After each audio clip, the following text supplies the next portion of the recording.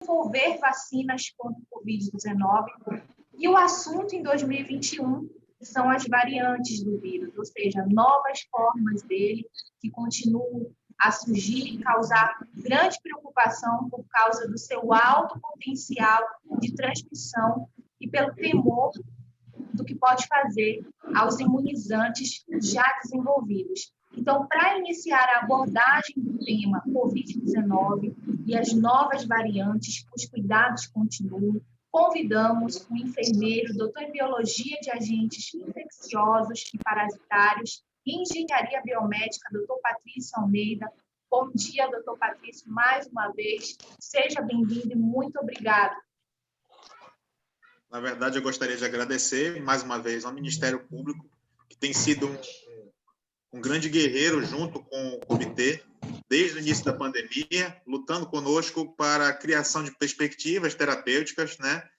E permitindo com isso que o Estado do Amapá, hoje, mesmo com toda a guerra que vivemos ainda hoje, se encontre entre os 3 estados com menor taxa de letalidade do país, né? Então, eu sei que ninguém tem que estar feliz com isso, mas é com certeza fruto de um trabalho conjunto importante desenvolvido junto ao Ministério Público, que desde o início, antes mesmo, nos primeiros casos no Amapá, já vinha, na verdade, encampando essa luta conosco de planejamento e organização para a resposta. Bem, como a gente tem um público bem distinto hoje aqui, eu não vou fazer uma apresentação academicista, mas eu vou estar apresentando um pouquinho primeiro no que é o problema de saúde pública, né, em especial a Covid-19. A Covid-19, né, é uma doença que é causada por um vírus conhecido como SARS-CoV-2. Acho que tem alguém com o microfone ligado aí, gente. Essa peça está desligando. Caso tenha alguma... Solicitamos a todos os presentes que...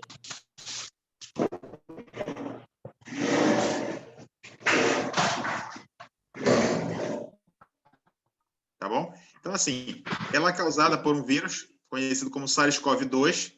É interessante perceber que esse vírus é um vírus do tipo, que é um tipo de RNA. É interessante lembrar daquelas nossas aulas de biologia lá do passado, né? Que, em especial, os vírus não são seres vivos, são conhecidos como seres moleculares e apresentam, então, uma estrutura, né?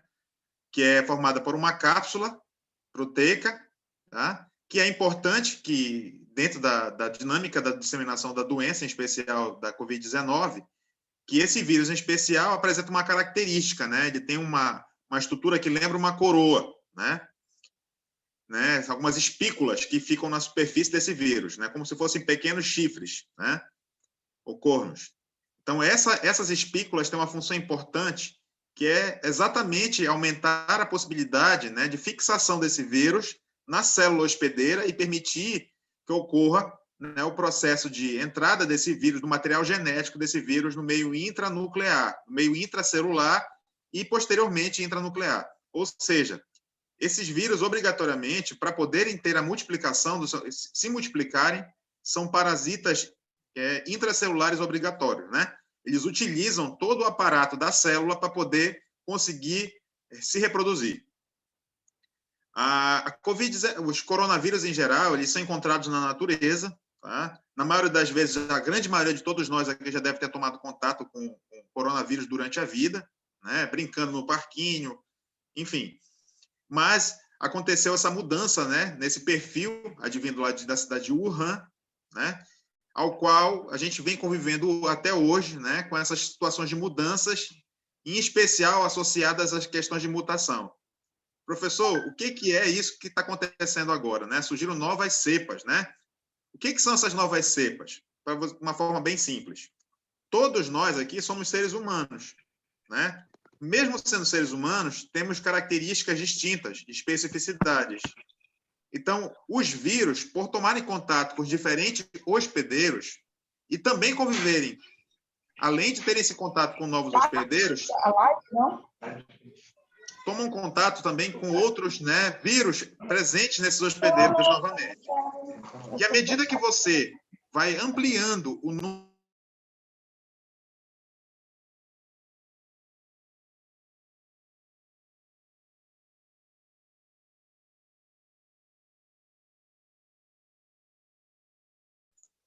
Ok, agora sim.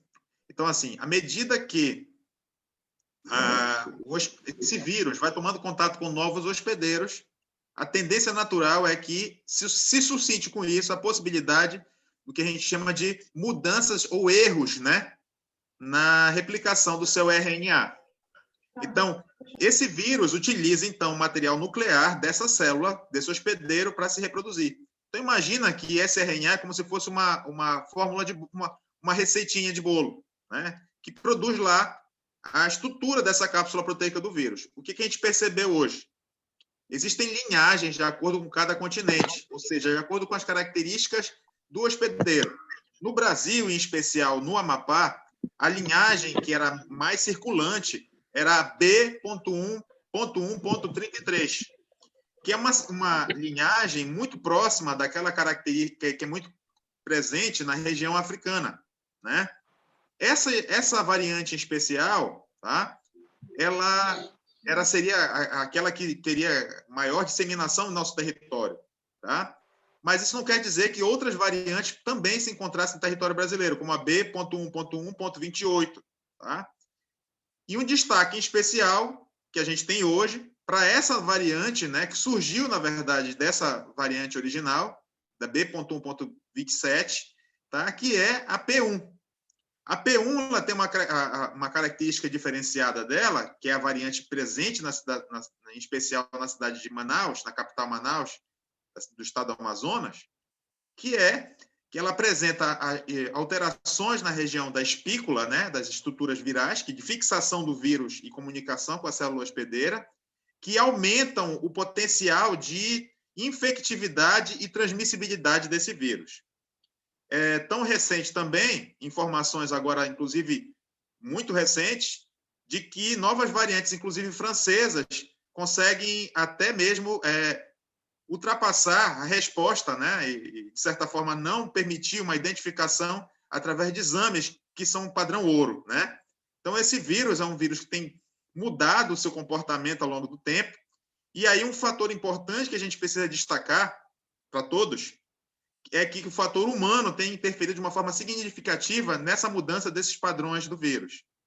Em especial, quanto maior o grau, né, de disseminação dele na natureza, em especial no hospedeiro, maior será também a capacidade, a tendência natural que esse vírus sofra mutações.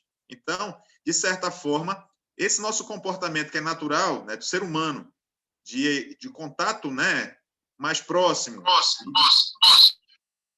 gera por repercutir nesse aumento dessa predisposição, né, dessas mutações. E o que a gente observa? Na verdade, o comitê tem observado uma mudança desse comportamento, em especial da pandemia no Amapá, desde o ano de 2020. Em especial, a partir do mês de novembro. A gente percebeu já uma mudança desse perfil do tempo de duração, né, aquele decurso natural da doença. Nós colocávamos antes um tempo de decurso médio de 14 dias. Para quem estava na palestra anterior, junto a vocês no Ministério Público, a gente colocava assim, olha, o tempo de decurso médio em torno de 14 dias para a evolução, né, e o transcorrer da doença. Tá? Hoje, a gente teve uma redução dessa corte para 11 dias. 11 dias. Tá? E o que é interessante destacar também, esses pacientes, para a gente poder entender, a Covid-19 ela tem 3 fases distintas.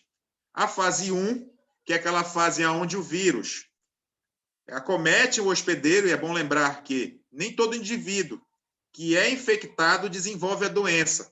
A gente precisa diferenciar o que é infecção do que é doença. A infecção é uma invasão.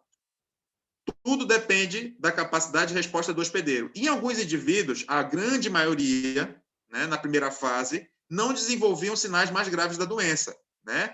Não tinham sinais oportunos, e principalmente naquela faixa etária que mais vinha se expor, naquela faixa etária de 20 a 39 anos, aquela faixa etária produtiva, né? Os mais jovens, os adultos jovens. Tá? Então, não tinha sinais e sintomas. O que a gente percebeu já hoje? Uma mudança desse comportamento da pandemia. A nossa preocupação maior antes era para com as pessoas mais idosas, né, que apresentam um quadro de imunossupressão, né, associado ao processo de envelhecimento e outras doenças de base, doenças que apresentam também doenças crônicas degenerativas, mas se soma hoje uma mudança do perfil do vírus em adaptação a esse novo perfil de hospedeiro. O que é interessante perceber? Hoje, a doença que seguia da fase 1, que é a fase que é de invasão, de infecção, multiplicação no hospedeiro, que demorava em média em torno de 1 ao 5º dia, ela se encurtou. Essa fase 1 de multiplicação agora, ela está chegando até o 3º dia. E o que mostra isso? Que esse vírus tem uma capacidade de multiplicação mais rápida no organismo. Só para você ter uma noção bem clara do que eu estou falando, um vírus produz 1 milhão de virions, cópias, em 24 horas. Então, essa atual, eu posso dizer que ela produz o dobro, tá? O dobro de vírus em 24 horas. Tradução: o tempo que a gente esperava em torno de 5 dias, ele está encurtado para 3 dias na fase 1, para passar a fase 2. O que é a fase 2, Patrícia? É aquela fase que nós conhecemos como fase pró-inflamatória, aquela fase onde aumentam os processos inflamatórios a partir dessa multiplicação desenfreada do vírus. Tá? E esses pacientes, em geral, que a gente tem encontrado desde novembro, têm evoluído dessa fase 1 para a fase 3 em espaço de tempo de curto, até 5 dias. E com comprometimentos graves de ordem pulmonar. E o que é mais interessante, né, aos colegas aqui presentes, isso é uma conversa, tá, gente? Vocês fiquem à vontade a trazerem perguntas, tá? A gente está aqui dialogando, transcorrendo, mas sempre que aparecer uma pergunta, vocês podem ficar à vontade de trazer, tá bom? Então, assim, via de regra, o que mudou de interessante nesse perfil atual? A faixa etária acometida.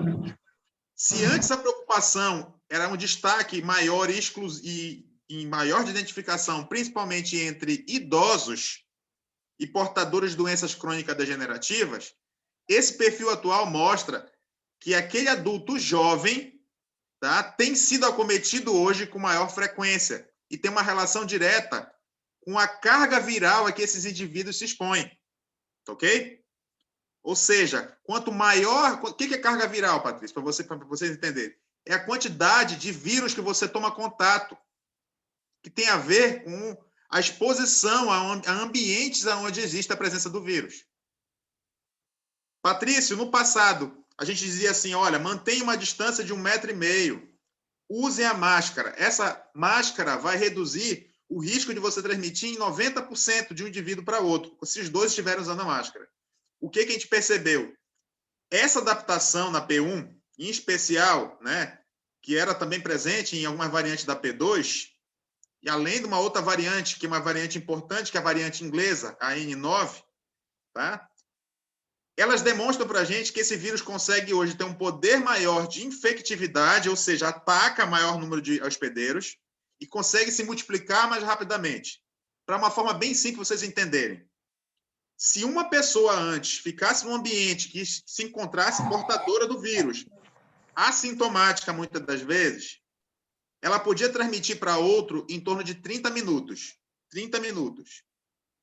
Hoje, a gente pode dizer que o tempo suficiente para você transmitir a outra pessoa é 15 minutos. 15, metade do tempo. Ou seja, eu consegui reduzir o tempo para poder garantir uma maior transmissão para esse vírus. Ou seja, ele é mais infectivo e, ao mesmo tempo, ele se torna mais virulento. Por quê? Ele se multiplica mais rapidamente no organismo e, em especial, olha que interessante, esse vírus tem demonstrado, muitas das vezes, evoluir em pacientes assintomáticos. Ou seja, o indivíduo está evoluindo da fase 1 para a fase 2 e 3 sem ter sequer sinais e sintomas. Ele está trabalhando em casa normalmente, está fazendo as atividades de vida diária, tá no seu ambiente de trabalho, ok? E já está evoluindo para quadro inflamatório. E quando desperta a essa infecção, já se encontra com comprometimento de ordem grave. Então, assim, é um vírus que tem seguido um caminho mais silencioso. Ou seja, o inimigo não parou. E muitas das vezes a nossa displicência permitiu isso. Principalmente quando a gente permitiu um maior grau de exposição, né? O maior grau de exposição associada principalmente ao não cumprimento das medidas sanitárias orientadas desde o início da pandemia e que a gente não vai se furtar a estar destacando mais uma vez para todos aqui. a importância da utilização da máscara. Hoje, o que eu recomendo? Não use só uma máscara, use mais de uma máscara. Tenha o cuidado em relação à manutenção dessa máscara. A gente sabe que tem pessoas que guardam a máscara e lançam a máscara nos mais variados lugares possíveis. O ideal é você ter um ambiente, descartar essa máscara no lixo do banheiro, numa lixeira com tampa. Tá? Não descartem em qualquer lugar. A gente tem visto, inclusive, pessoas descartando a máscara na rua. Isso é totalmente contraindicado. Guardando a máscara no seu carro, sem ter o cuidado e importância e a higienização dessa máscara, que foi falado desde o início da pandemia, nos cuidados básicos com a higienização daqueles que vão reutilizar-se essa máscara. Então, todo esse reforço que nós falamos no início, associados também à importância de entender que existem fatores, elos na cadeia epidemiológica que precisam ser valorizados. Principal, você, hospedeiro, pode tentar criar uma barreira a essa infecção? Sim. Como eu posso fazer isso? Melhorando o meu sistema imune. Tem a ver com melhorar a alimentação, reduzir risco associado à exposição, mas para isso fazer uso lá de vitaminas que não precisam obrigatoriamente ser única e exclusivamente por via artificial, o contato com medicamentos ou com suplementos, mas principalmente aquela receita que vocês já conhecem, uma boa alimentação, a prática da atividade física também é um fator importante também que precisa ser destacado, mas respeitando o distanciamento social e, principalmente, entendendo que o vírus mudou. Então, esse vírus hoje é transmitido só por gotículas? Não. Se sabe, através de estudos, que ele também é transmitido através de aerossóis. O que significa isso? Ele pode ficar em suspensão no ar por até 8 horas. Então, esses ambientes, por exemplo, compartilhados, que nós temos, eles podem ser ambientes propícios. Lembra que eu falei que o tempo é menor? 15 minutos de exposição? Esse aumento da radiação luminosa e a melhor circulação do ar reduzem esse potencial de transmissão do vírus. Ou seja, ampliar a exposição à radiação solar, melhorar a circulação do ar, inclusive no nosso carro, os vidros abertos, para permitir a circulação. Se você precisa fazer uso de transportes, dos aplicativos, solicitar que esses vidros se encontrem abertos, tá? Para garantir a circulação do ar, mesmo assim, utilizar-se da máscara. A gente tem observado que, infelizmente, a população, mesmo depois de 1 ano da pandemia, exatamente hoje nós temos 1 ano, tá? Dessa pandemia, dessa luta que nós temos vivido ao longo desse tempo, tá? E a gente ainda encontra pessoas que subestimam o inimigo. A gente precisa entender que na guerra nós temos um inimigo comum, que é o vírus. E ele está aqui convivendo conosco há milhões de anos.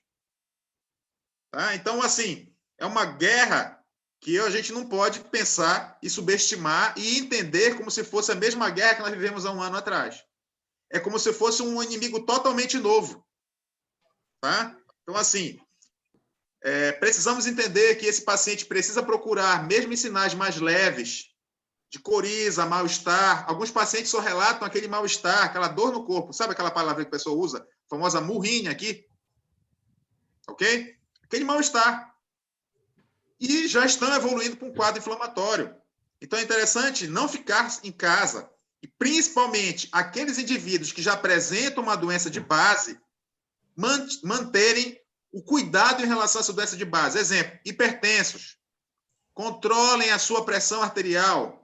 Procurem seu clínico e estabilizem sua pressão arterial. Diabéticos. Mantenham os níveis glicêmicos controlados. A gente sabe que fatores que têm contribuído também para esse agravamento de casos, mesmo na faixa etária de 20 a 39 anos, são entre indivíduos, muitas das vezes, que apresentam alguma comorbidade, muitas vezes silenciosa. É a hipercolesterolemia, ou seja, os níveis mais altos lá de colesterol, é a diabetes, é a hipertensão, associada a hábitos de vida inadequados, A exemplo, do consumo de bebidas alcoólicas, que é comum nessa faixa etária, né, através do etilismo. Tá? Então, assim, via de regra, todo cuidado é pouco. A gente sabe que depois de um ano de luta, para muitos é difícil, né? A gente está vivendo uma situação atual que exigiu do poder público a instalação do lockdown. Nós não vemos como a única solução, o único remédio. Não é esse. A gente sabe até por quê. Os efeitos a longo prazo dessas medidas são muito pequenos. Quando a gente fala de diluição, né? Acaba por diluir esses casos a longo prazo. Tá?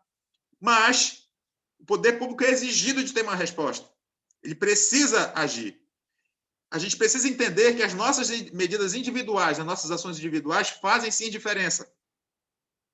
A exemplo do uso da máscara, não usar somente uma, como eu falei agora há pouco. Se possível, compre uma máscara que tem um poder de filtração melhor.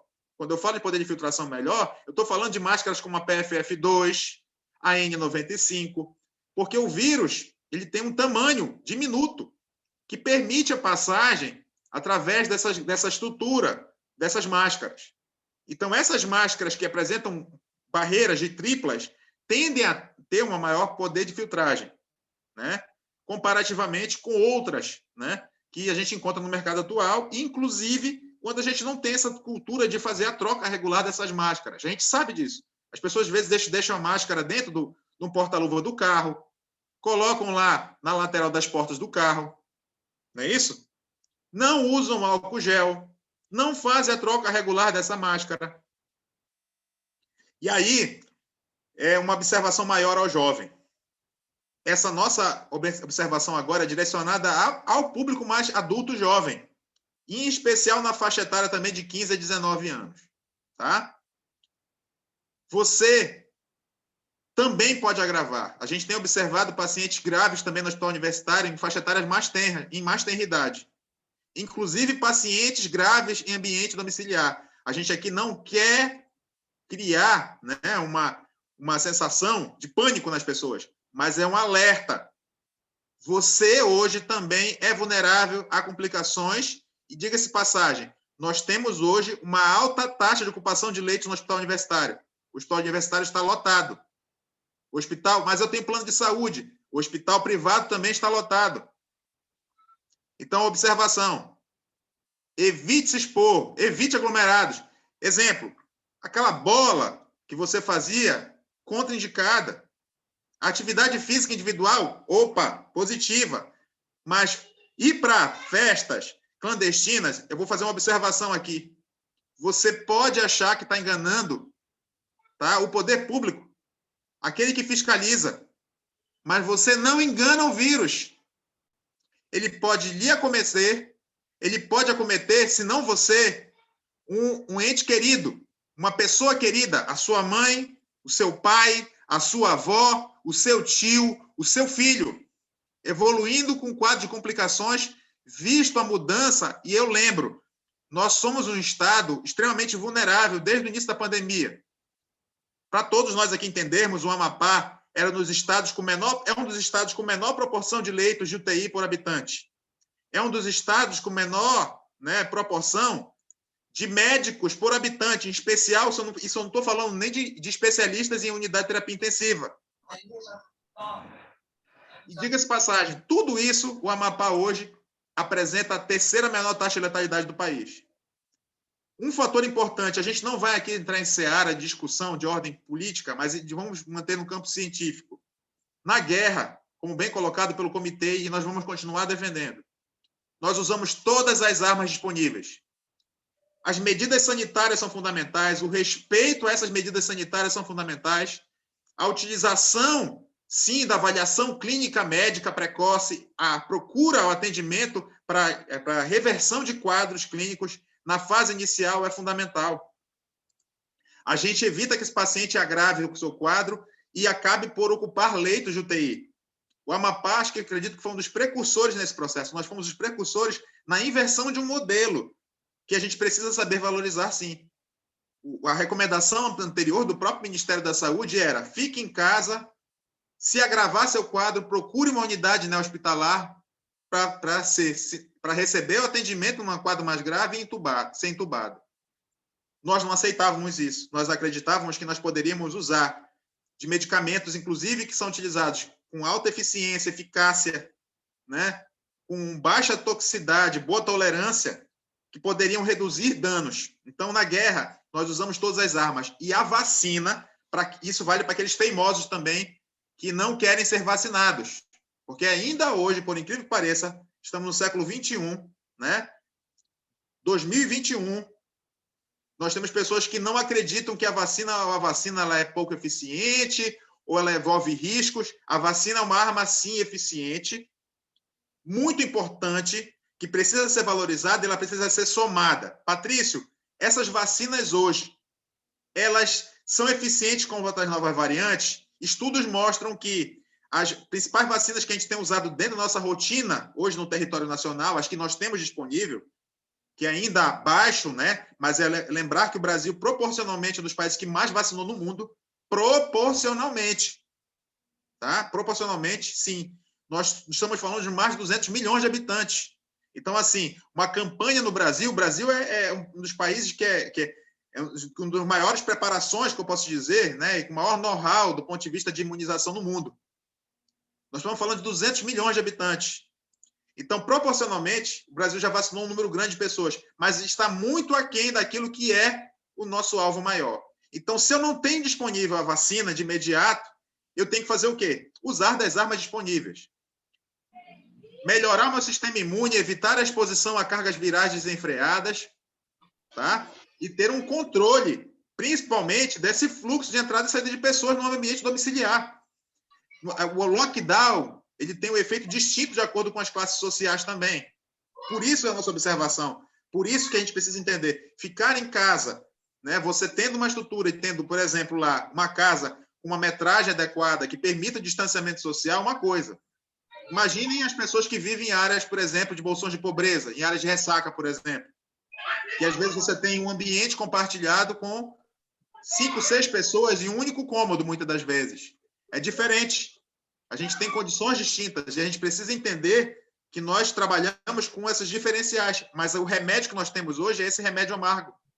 Infelizmente, não é o melhor, mas ao longo do tempo foi sendo colocado as necessidades que a população precisava também se apoderar disso, né? Dessa participação fundamental, reduzindo essa sua exposição. Então, eu lembro, quanto mais se expor, maior será a possibilidade de mutações. Quanto maior as possibilidades de mutações, maior a probabilidade de eu ter riscos, né? Inclusive de não conseguir ter um diagnóstico adequado. Os testes rápidos, eles são plenamente confiáveis hoje? Não, eles são falhos. Muitas das vezes você tem resultados negativos e o indivíduo é portador do vírus. Então, não pensem que um resultado negativo no teste rápido é o suficiente para você estabelecer um diagnóstico. Está dando para entender?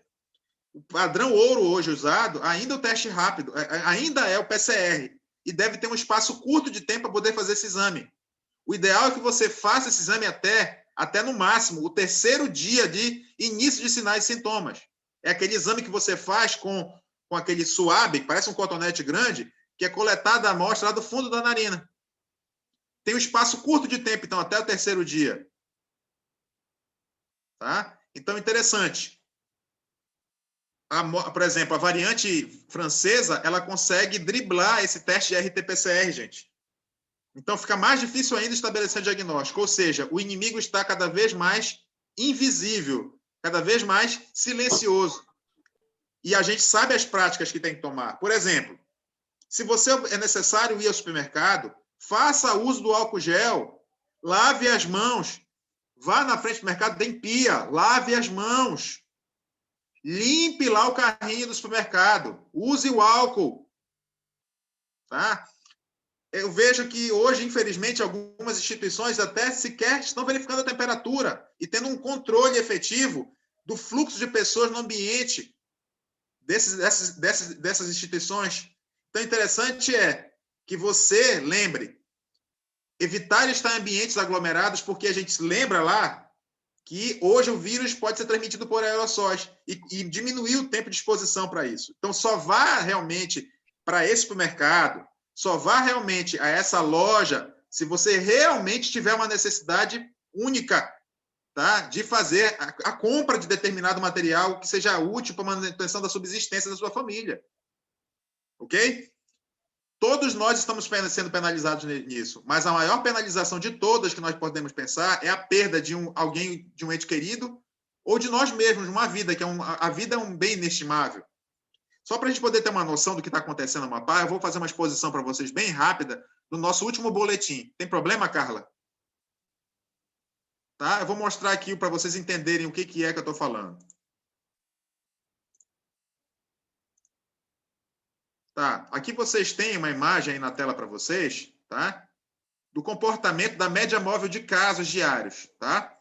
Até o dia 29 de março, vocês estão observando, até o dia 15 de março, nós temos aí um acumulado de uma média móvel de 345,29 casos, tá? Isso representou aí uma elevação de casos de aumento de 48,1%. Está aqui, ó. Então, olha, nós vivemos em maio um problema sério. Conseguimos sair daquela primeira grande pico que nós tivemos no mês de maio do ano passado, final maio para junho, e tivemos, olha só, picos oscilando ao longo do tempo, que tem a ver de forma direta com esse maior grau de exposição da comunidade. Lembra daquelas festas de final de semana, aquelas reuniões etílicas? Elas representam isso, a diluição de casos ao longo do tempo. Eu não percebo agora um novo pico, mas eu apresento, ó, curvas oscilantes diretamente relacionadas a hábitos de ordem social, ok? E cultural, porque a gente sabe também que, apesar do poder público ter sido contrário, né, a manutenção de eventos grandes como o próprio Carnaval, muitas pessoas fizeram, sim, suas festas domiciliares. Tá? Outro aspecto interessante, observem o comportamento da relação entre confirmados, que está em azul, tá? Entre os casos que foram recuperados, tá? Que representa hoje 79,68%. O Amapá é um dos estados com melhor representação nesse aspecto em casos recuperados. É uma fortaleza importante que a gente precisa lembrar. Tá? Os óbitos, que o Amapá hoje ainda se encontra com uma taxa de 1,35%, mas a gente tem um número de aglomerado de casos diários, uma mudança desse perfil atual, uma letalidade maior presente nesse perfil. Tá? E os casos ativos aqui, que representam hoje em torno de 18,97%. Observem também aí, né, hoje, né, a média móvel nos últimos 7 dias de óbitos. Então, a gente teve uma média naquele período aí de 2,86 até o dia 15 de março. Mas olha só a tendência ainda ascendente. Eu quero que isso aqui esteja para baixo. Nós precisamos do quê? Da somatória de todos nesse processo. Isso aqui são os números de óbitos novos que aconteceram ao longo do período. A gente sabe que nos últimos dias esse número tende a ter um aumento de novos casos. E o que é interessante perceber também, para a gente ter uma conversa bem direta, esses pacientes que têm uma faixa etária mais jovem tendem a ter uma tendência de ocupar mais tempo os leitos hospitalares também. Resultado, se eles tendem a ocupar um tempo maior, ou seja, competirem para tentarem manutenção da vida, um tempo maior, se um idoso ocupava em torno de 20 dias, esse indivíduo pode ocupar até 35, 40 dias o mesmo leito. Tá? Ou seja, além de contribuírem para o aumento de casos, também acabam por ocupar leitos. E numa relação de avaliação clínica, é sempre levado em consideração o que a gente chama de tempo de sobrevida. Entre um idoso e um adulto jovem, o tempo de sobrevida maior se encontra dentro do adulto jovem. Então, acaba por ocupar leitos também que poderiam ser utilizados para o tratamento dessas pessoas que são, né, que eram, na verdade, o perfil comum de agravamento no início da pandemia. Tá? Esse é o comportamento de casos novos, de número de óbitos ao longo, né, do tempo. Tá? Nós não chegamos nesse nível, graças a Deus, não vamos chegar no nível que nós tivemos anterior do ano passado. Isso é uma meta que eu evoco, né, que nós não vamos permitir isso, mas que cada vida perdida faz parte de um ente, de uma pessoa, de um amor de alguém, né? Alguém produtivo, alguém que compõe esse país, um cidadão brasileiro que têm uma vida inestimável. Tá? São histórias de vida que estão sendo perdidas aí. Ok? E o aglomerado de casos, né, de óbitos ao longo do tempo, até a data, né, do dia 15, que se encontrava em 1.345 óbitos. Tá? Essa aqui é a nossa evolução temporal, do que eu falei para vocês aí, da nossa taxa de letalidade, dos estados da Federação Brasileira. O Amapá hoje é o terceiro, né, e se encontra, na verdade, com números muito próximos de Tocantins, com 1,3%, né? 1,3%. Ou seja, o que significa essa taxa de letalidade? Do número de indivíduos acometidos pela doença, tá? É o quê? Pia. 1,3% tende a evoluir para óbito nessa tendência da Amapá. Mas é só okay? pia? Isso aqui é em Santa Catarina. Tá, O menor de todos é 1,2. 1,2. Pia. Vamos desligar, por favor, o áudio, gente. Tá bom? Obrigado. Então, nós temos hoje com o Amapá o terceiro, né, proporcionalmente, com a menor taxa de letalidade do país. Tá? Nessa classificação de taxa de letalidade, a gente tem também aqui diferenciação por territórios. Então, por exemplo, você pode perceber que a pandemia ela se encontra em dispersão em todo o território do Amapá. Tá? Ela está ativa. Lógico, com maiores diferenças em alguns territórios. A exemplo, né, do município de Pedra Branca da Amapari, a exemplo do município de Laranjal do Jari. Fator importante também dentro do município de Oiapoque, não seria distinto da capital Macapá, mas nós temos a evolução de novos casos em todo o território amapaense. Destaque para Vitória do Jari, Laranjal do Jari, Santana, Macapá, Serra do Navio, Pedra Branca, como grandes, né, destaques em relação à questão de novos casos. Essa aqui é a nossa dispersão, de acordo com o número de casos, de contribuição de casos confirmados, Macapá em primeiro, Santana em segundo, Laranjal do Jari em terceiro, Oiapoque em quarto e Vitória do Jari em quinto, conforme eu falei para vocês, e Pedra Branca da Amapari. Não quer dizer que os demais são importantes, mas olha só, gente, isso tem a ver de uma forma direta também, que lógico, as populações são maiores, mas tem uma relação proporcional aqui de maior grau de exposição. A capital tem contribuído de uma forma direta nesse aspecto. Tá? Então, por relação de riscos, né, por relação de taxa de incidência, Macapá primeira, numa proporção de 6.923 casos, né, a cada 1.000 habitantes, tá? Seguido de Santana com 3.542 casos a cada 1.000 habitantes, Laranjal do Jari com 1.258 casos a cada 1.000 habitantes. E o que isso tem? O que contribui para isso? Há o maior grau de exposição, a não utilização de máscara, ao não cumprimento das medidas sanitárias, ou seja, um fundo de ordem social onde cada um de nós contribui para que isso mude.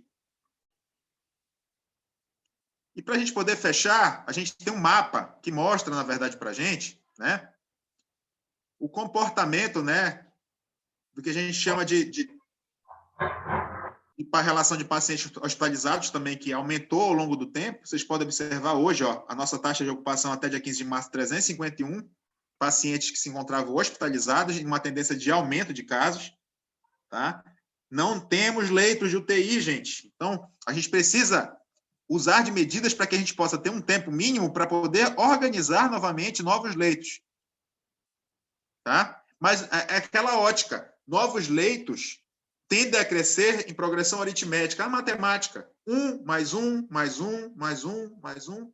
E o número de casos cresce em progressão geométrica.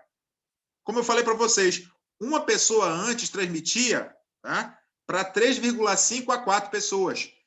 A nova cepa, que já é identificada na Amapá, tá, ela transmite a P1, tá, nessa nova característica de transmissão, uma pessoa transmite para 8 pessoas. Tá? Então, entendam o tamanho do problema. Essa relação de internações por dia, com a média de 14,29 internações ao dia. Deixa eu ver se eu mostro para vocês agora. Tá? Essa aqui é o aumento da taxa de ocupação de leitos de UTI, tá? Que está em 92,4%. Tá? Hoje, em 100% de ocupação de leito de UTI, tanto pública quanto privada. Tá? Essa aqui é a nossa série histórica de taxa de ocupação. e ao longo do tempo, isso já vindo do mês de junho de 2000, né, de junho de 2020 para cá, ok? E para a gente poder fechar aqui o nosso panorama de distribuição de classificação de risco, né, de acordo com, né, uma escala que é utilizada por avaliação da Organização Mundial de Saúde e da Organização Pan-Americana de Saúde, que mostra que a Amapá hoje está em vermelho, né, em alta situação de risco em quase todos os municípios do estado da federação. Em alguns municípios já em roxo, como Macapá, Santana e Vitória do Jari. Então, atentem que é um problema grave. E a dispersão disso leva, então, de acordo com esse panorama que vocês estão vendo, a necessidade de medidas mais sérias e de restrições maiores. É dolorosa, porque a gente sabe que a gente não pode separar saúde de economia, de cultura. Na verdade, todos esses fatores são fatores contribuintes. E aonde nós nos encaramos nesse aspecto? Naquele aspecto importante de entendermos que somos cidadãos detentores de direitos e deveres, sim, de um para com o outro, nós como sociedade, como coletividade.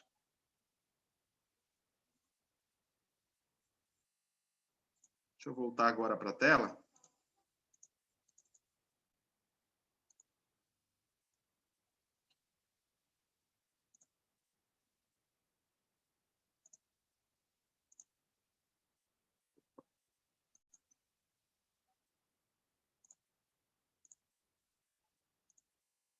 Pronto. Eu fico agora, então, à disposição para vocês para tirarem dúvidas, né? Mas, acima de tudo, esse momento agora, eu gostaria de fazer esse alerta, né, para o tamanho do problema que nós vemos enfrentando e para a importância de nós agirmos, sim, juntos. Tá? Então, além desse problema, a gente precisa entender que nós estamos num período sazonal. O que é isso? O período que é propício para a proliferação de outras doenças, que também tem veiculação aérea. Tá? A exemplo do sarampo, que é uma Macapá em especial, se encontra hoje com um aumento de 103% de casos de sarampo, comparativamente com o ano de 2020. Tá? Então, aquelas medidas que, infelizmente, com a pandemia, a imunização ela se tornou comprometida em muitas unidades assistenciais, estão repercutindo no ano subsequente. Tá? Então, a importância, sim, de utilizar também de vacinas que já se encontram disponíveis dentro da rotina da atenção básica.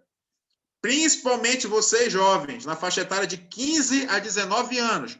Macapá tem uma cobertura hoje nessa faixa etária em 38%. Se vacinem, tá? Eu nem vou entrar aqui nessa seara, que existe um estudo já em andamento, né? Isso, inclusive, fica como observação importante destacar, em especial em relação à tríplice viral, que ela tem um efeito de 57% de imunidade cruzada para a Covid-19, olha só. E de redução de risco de agravamento de casos, 79%, né? Na fase de estudos. Santa Catarina, por exemplo, suscitou a necessidade de ampliar esse universo. Mas eu coloco a importância dessa vacinação tríplice viral para evitar que a gente acabe por ter outras doenças acabando por chegar às portas de entrada desse período tão importante que é da pandemia. Então, a vacina está disponível, uma vacina eficiente, eficaz. Aqueles que têm acesso à vacina para a Covid-19, que estão no grupo prioritário, se vacinem. A gente está vendo pessoas que estão tendo dificuldade para procurar e não querem procurar, têm receio, porque foi feita uma campanha contrária à vacina. A vacina, sim, é eficaz, é eficiente, é uma arma importante que deve ser somada a todas as outras armas que nós já citamos aí. Tá? Patrícia. Oi, pode ficar à vontade. Temos bastante perguntas aqui no nosso chat. A gente pode, no decorrer da sua fala, já ir fazendo as perguntas. Como é que o senhor gostaria de proceder? Não, você pode fazer as perguntas, sem problema nenhum. Pode. Antes da gente iniciar as perguntas, eu gostaria de registrar a presença da doutora Nilvia Carvalho, enfermeira do SESC, que está presente na nossa sala virtual. Obrigada. Então, vamos lá, a primeira pergunta da Marielle. Ela gostaria de saber a sua opinião sobre a tríplice viral que está em estudo para o possível combate a esse vírus. Em Santa Catarina, estão correndo para os postos de saúde para se vacinarem com uma opção de proteção apenas. Na verdade, a gente já suscitou isso junto com o comitê médico há uma semana atrás, inclusive até um pouco antes disso, num domingo, quando a gente estava em grupo com o próprio doutor Furlan, né, prefeito de Macapá, e sua equipe técnica, que tem sido aguerrida nesse aspecto. A gente sabe até que a doutora Carlene, por exemplo, está indo nas unidades assistenciais, auxiliando no processo de intubação de paciente, distribuição de kits que possam utilizar para melhorar a imunidade dos pacientes. Isso é um fator positivo, que a gente precisa valorizar, sim. Tá? Então, assim, a vacina tríplice, por si só, já é uma arma importante para outras doenças que estão aí nesse universo. Lembra do sarampo? Lembra da rubéola? Lembra da cachumba? Tem pacientes que não estão com Covid-19, mas estão procurando a unidade com sintomas muito próximos disso, que, na verdade, é o sarampo. Então, assim, temos uma situação de, hoje, importante dentro da capital Macapá, que já justifica, sim, a intensificação da vacinação para a tríplice, que é a situação do sarampo. Teve um aumento de 103% comparativamente com o ano anterior. Patrício, para quem é que vai ser vacinado? A vacina para o adulto, ela vai estar disponível para aqueles que não têm carteira de vacinação até a faixa etária de 39 anos. Está dando para entender? Assim, via de regra, a função dela é imunizar para essas três importantes problemas: sarampo, rubéola e cachumba. Em relação ao campo da Covid-19, nós temos imunobiológicos próprios para ela. Lógico, eu não vou entrar nessa seara, até porque ainda se encontra em estudo, né, dentro de Santa Catarina. Quando existirem dados mais claros, mas eu posso dizer a vocês, com os estudos iniciais mostraram o que eu falei agora há pouco para vocês. Imunidade cruzada de 57%, né, para não desenvolver sinais e sintomas na fase 1, e redução de 79% de evitar quadros graves, né? Então, é um número que eu espero que seja confirmado ao final do estudo. Tá certo? Nós temos outra pergunta, doutor. Esta máscara que vem no kit que a UBS está ofertando à população, é segura? O ideal é, como eu falei, essas máscaras de menor gramatura, desse espaçamento, né, maior entre as fibras, elas já são fator. É melhor do que não usar máscara. A gente tem visto gente não usando máscara. Tá? Então, o ideal é usar ela, mas pode usar, inclusive, uma segunda máscara sobre a primeira. Tá? E não adianta somente usar e descartar em qualquer lugar, tá, gente? É importante entender também que essa máscara descartável, ela não é para sempre. Ela deve ser utilizada e, quando existe uma maior concentração de umidade, ela precisa ser descartada. Em um lixo adequado, de preferência, num lixo com tampa, e num ambiente que a gente já sabe que é um lixo que é um lixo contaminante, que é o lixo do banheiro. Tá? Doutor, mais uma pergunta da querida Camila, da Ascom. Como saber se uma pessoa que pegou Covid não está mais transmitindo? Tá. Teoricamente, como é que funciona? Eu tive início de sinais e sintomas, tá? Desenvolvendo, em média, o tempo de duração médio de sinais e sintomas em torno de 7 dias, de 7 a 10 dias. Quando me perguntam, Patrício, quando eu não transmito? Teoricamente, depois de 21 dias do início de sinais e sintomas, você iniciou, sumiu os sinais e sintomas, 7 dias, você vai aguardar no mínimo 14 dias, tá? 14 dias de espaço de tempo para não transmitir. Isso no perfil que nós tínhamos anterior. Então, teoricamente, depois de 21 dias do início dos seus primeiros sinais e sintomas, você não seria um potencial transmissor, tá? Outra pergunta, doutor. Oi. Se é possível uma pessoa apresentar todos os sintomas e o resultado do teste dar negativo para o Covid. Sim. É como eu falei. O teste rápido, ele é confirmatório positivo. O que significa isso? O teste rápido, ele confirma o caso positivo, tá? Mas ele não confirma o caso negativo. Ou seja, ele é confirmatório positivo, não confirmatório negativo. Significa que, caso você possa vir a repetir ou utilizar-se de um outro método, você pode vir a confirmar. O mais importante sempre é iniciar o tratamento logo que de imediato. O diagnóstico é importante para fins epidemiológicos, para que a gente saiba que o problema existe. Mas o tratamento evita evita agravamento de quadro e, com isso, risco de morte. Okay.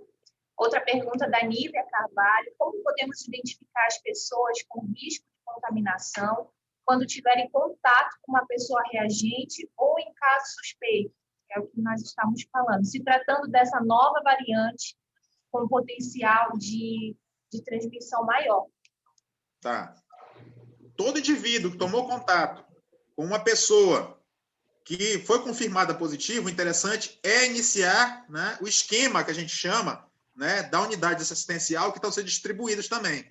O interessante é tratar todos os comunicantes, tá? Todos eles têm acesso ao tratamento, tá certo? Lógico que não utilizando os antibióticos, né, e dos outros medicamentos, mas é necessário reduzir a carga viral de imediato, tá? E, principalmente, a importância da higienização também do ambiente domiciliar e do distanciamento desse doente dos demais, do convívio. Tá? Isolamento. Isolamento. Isolamento significa isolamento individual, não é isolamento coletivo. A gente sabe que, do ponto de vista de sociedade, família, é complicado. Você tem um familiar doente, você vai cuidar, né? Muitas das vezes. Mas ter o cuidado de utilizar-se da máscara, mais uma proteção a mais, e lavagem das mãos, e separação desses fômites, né? Desses materiais que são utilizados por... E a higienização, sabe que eu falei do contato com a luz, da necessidade da exposição solar? Não adianta só tomar vitamina D e achar que isso é o suficiente já, tá, gente? A vitamina D ela precisa ser ativada com a radiação solar.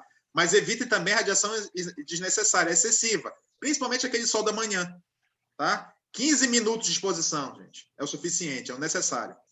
Só tomar suplemento não é o suficiente, tá? E alimentação, lógico, frutas, verduras, legumes. Procurar as fontes também, as fontes não artificiais, tá? Certo, doutor. A Ângela Cristina, novamente, mencionou que, por falar em dever, responsabilidade, como o doutor vê a questão da vacina para todos? Olha, como epidemiologista, eu posso dizer uma coisa. Na verdade, a gente precisa entender que a gente, quando faz critérios para destaque para a utilização da vacina, seguem princípios. Primeiro, os públicos mais vulneráveis que nós tínhamos dentro do perfil da pandemia no mundo eram pessoas que estavam nessa faixa etária, que eram mais idosos, que evoluíam para o quadro mais grave, né, da doença, né, indivíduos portadores de doenças crônicas degenerativas. Tem mudado o perfil? Sim, tem mudado. Lógico que todos nós gostaríamos, né, que todas as pessoas fossem vacinadas como cidadãos, né? Lógico. Só que a gente precisa entender que o Brasil hoje, uma população de mais de 200 milhões de habitantes, compete com o mundo inteiro por vacinas, né? Lógico que seria interessante a ampliação dessa vacinação para outros, mas é como eu falei para vocês, a gente hoje vê, hoje a gente tem uma briga por se vacinar. Eu me lembro da influenza. Não sei se você se lembra disso, né, Carla? Algum tempo atrás, na época da influenza. Todos queriam ter acesso à vacina para a influenza. Gente, ano passado, a gente teve problema para conseguir atingir meta para vacinação. Vocês estão entendendo o que eu estou falando? Olha só, a febre amarela é um problema ainda existente no nosso território. Ela mata. E as pessoas elas banalizaram a vacina. Quantos de nós sabemos, por exemplo, a última vez que você fez a vacina, por exemplo, da DT? Né? E a gente se expõe rotineiramente a riscos, né, de tomar contato com o Clostridium tetani, por exemplo.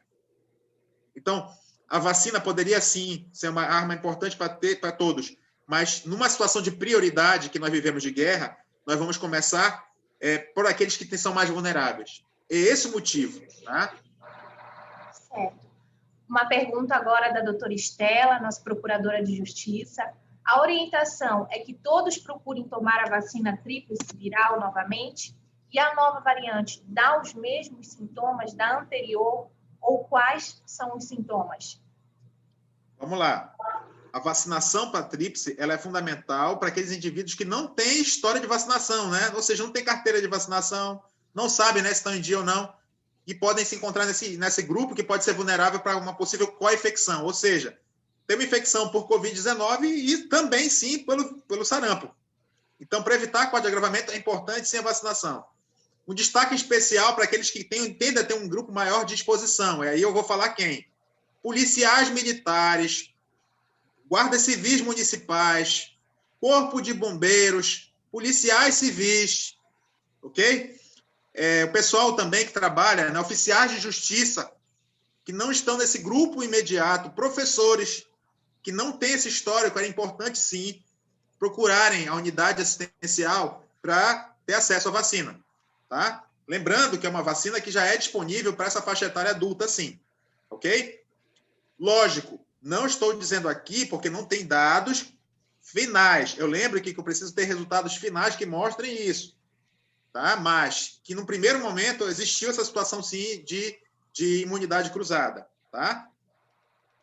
Deu para entender? A segunda pergunta foi se são iguais. Eu acho que ao longo da palestra eu respondi essas perguntas, né? Que os sinais, praticamente, as mudanças de comportamento são bem distintas, até porque mudou o público, né, acometido pela doença, tá? Outra pergunta, doutor, da Carla Pena. Quem tomou tríplice viral na infância também está 50% protegido? Que foi uma pergunta acima da Eleia. Vamos lá. Você imagina que os anticorpos... Imagina uma caixa d'água, para você entender de uma forma bem simples. A maioria de nós temos em casa sistemas isolados de água, né? Você tem aquela caixa d'água. Você enche a caixa d'água e você vai gastando a água. Uma hora a água ela vazia? Sim, né? Então, imagine também que você tomou a vacina na infância. Tudo depende de cada individual. É individual. Ou seja, você precisa ver a história de vacinação de cada um. Eu não posso me uniformizar para todos. Tá? Então, assim, lembra da caixa d'água? Os anticorpos tendem a reduzir circulantes ao longo do tempo, porque você vai se expondo também a esse agente presente no meio. Então, automaticamente faz uso desses anticorpos e a tendência é reduzir-se ao longo do tempo.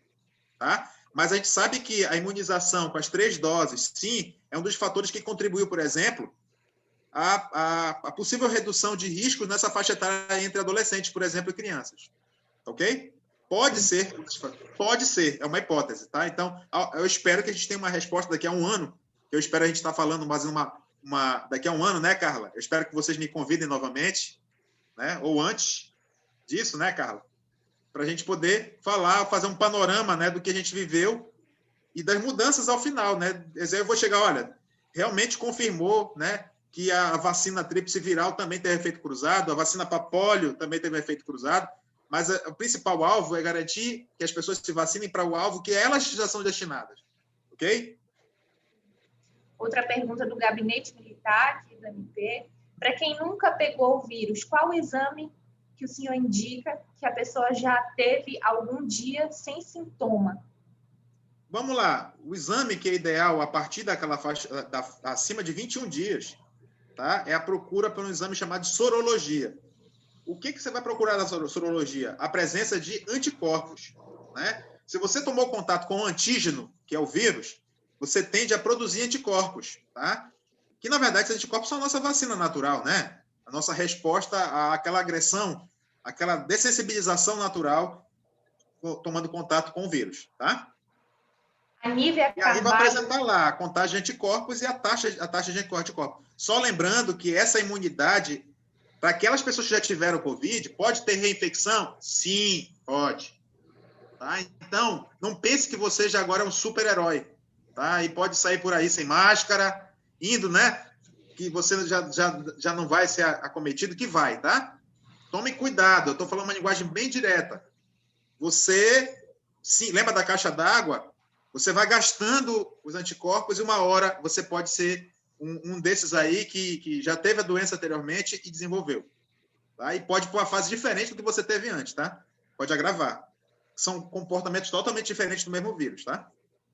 Certo, doutor. A Nívia Carvalho está perguntando se em crianças, como essa nova variante ela vem se comportando? Como eu falei, depende do quadro clínico de cada indivíduo. Em algumas crianças, elas seguem um decurso, muitas das vezes, assintomático, tá? Mas em outras, subnutridas, de baixo peso ou portadoras de uma outra doença de base, quadros alergênicos, né, de hipersensibilidade, pode evoluir, inclusive, com outros sinais e sintomas que não são incomuns da doença, tá, gente? Inclusive dermatológicos, tá? Ou síndrome que a gente chama de síndrome inflamatória difusa, tá? Então, assim, protejam também as crianças, tá? O José Vilas Boas perguntou, doutor Patrício, qual a previsão que o senhor nos dá para que as vacinas atinjam a faixa etária de 30 a 40 anos? Excelente. Olha, o ritmo que a gente está seguindo hoje, muito provavelmente a gente vai iniciar isso lá para o início de 2021, no mínimo. Tá? Eu espero que eu esteja errado. tá? Por quê? A gente tem os grupos prioritários, não temos? A medida e a disponibilidade que a gente tem hoje, mas lógico, isso eu estou falando na nossa realidade atual, é um panorama atual.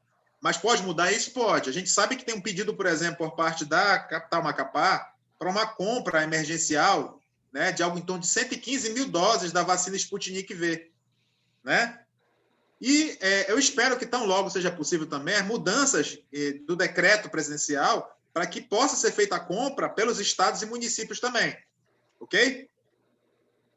E isso poderá acelerar o processo, a gente pode ter uma mudança desse perfil. E aí, quem sabe, a gente consiga, até porque eu faço parte também no movimento do Brasil, que é o Vacina Brasil, né? Que estamos lutando para isso também, para que a gente possa fazer a compra dessa vacina e acelerar esse processo de vacinação. E aí, quem sabe, até setembro a gente consiga mudar esse perfil também, tá? É um sonho, mas eu espero que esse sonho junto a gente consiga atingir. Ok, doutor. A Patrícia Augusto fez uma pergunta que o senhor já respondeu no decorrer dessas perguntas, né? Quem já teve Covid, se pode pegar essa nova variante? Sim, é possível sim. São perfis totalmente diferentes. E só uma observação aqui, que no início da palestra, o Ricardo me fez uma pergunta e eu sou curioso, né? Ricardo, eu fui atrás da tecnologia da USP, tá? E realmente a máscara, tá? Nesse perfil atual, que eu vi agora, porque se fosse a máscara que eu tinha pensado antes, não, tá? Nesse perfil atual de tecido têxtil que eles estão utilizando, é uma barreira muito boa, sim, tá? Teve uma eficiência boa de inativação, tá? Então, assim, via de regra, essa máscara atual produzida pela Universidade de São Paulo, tá? Ela tem uma eficiência boa, sim, para inativação não só de vírus, tá? Mas de bactérias e fungos, tá bom? Mas ela, por si só, lembro, é uma boa arma, mas como você faz uso, o manejo dela faz toda a diferença. Não adianta colocar no carro e deixar ela lá dentro, né, tomando contato com vários micro-organismos, uma hora vai ser inativada também a efetividade dela, tá? Outra pergunta, doutor, da Marielle, é que tem médico aplicando a injeção de vitamina D. O senhor recomenda? Cada caso é um caso. A avaliação clínica faz toda a diferença, tá, gente? Então, assim, rotina clínica, o que a gente briga dentro do comitê, ao respeito da autonomia médica, a relação paciente-médico. Essa relação entre paciente e médico precisa ser respeitada, tá? Ou seja, se existir uma indicação, uma quantificação adequada que mostre isso, é uma via boa, mas não deve ser feito uso discriminado, deve ser feita avaliação médica. Precoce, tá, gente? Lembre disso, inclusive para prevenção. É uma questão aqui que está sendo abordada. O Leonardo Nascimento perguntou, doutor Patrício, me disseram que essa nova cepa não tem sintomas mais fortes, somente uma indisposição fazendo com que fiquemos em casa, inclusive sem febre. Quando sentimos mais e vamos procurar ajuda, já estamos em estado grave, a ponto de ir para a UTI. É verdade? É, uma das coisas que eu falei ao longo da palestra. Muitos pacientes estão evoluindo da fase 1 para a fase 2 ou 3 em 3, no máximo 5 dias. Tá? Então, importante, a Prefeitura de Macapá está distribuindo kits, né, que melhoram essa possibilidade e reduzem essa situação de risco de carga viral. Não é impositivo, tá? Lembre claramente isso.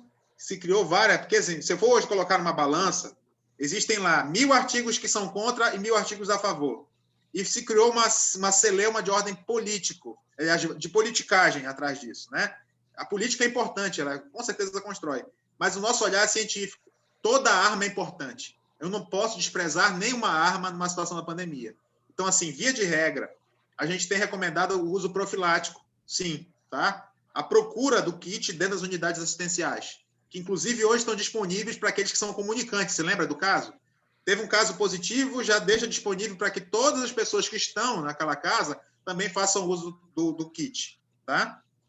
Patrício, vai ser eficiente para todo mundo? Não, mas eu acho que é público e evidente que alguma coisa diferente está acontecendo no Amapá. Você concorda comigo?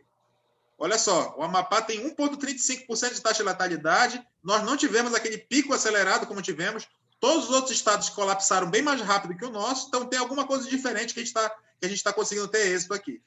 E eu espero que poderia ser, por exemplo, a participação popular nesse aspecto, mas infelizmente não está sendo. Uma pergunta da Nívia Carvalho. Com essa demora da disponibilização da vacina no Brasil, em especial no Amapá, você vê como preocupante a ida para outros países em busca? Estamos escutando bastante sobre esse tema de turista da vacina. Quais as orientações em relação a isso?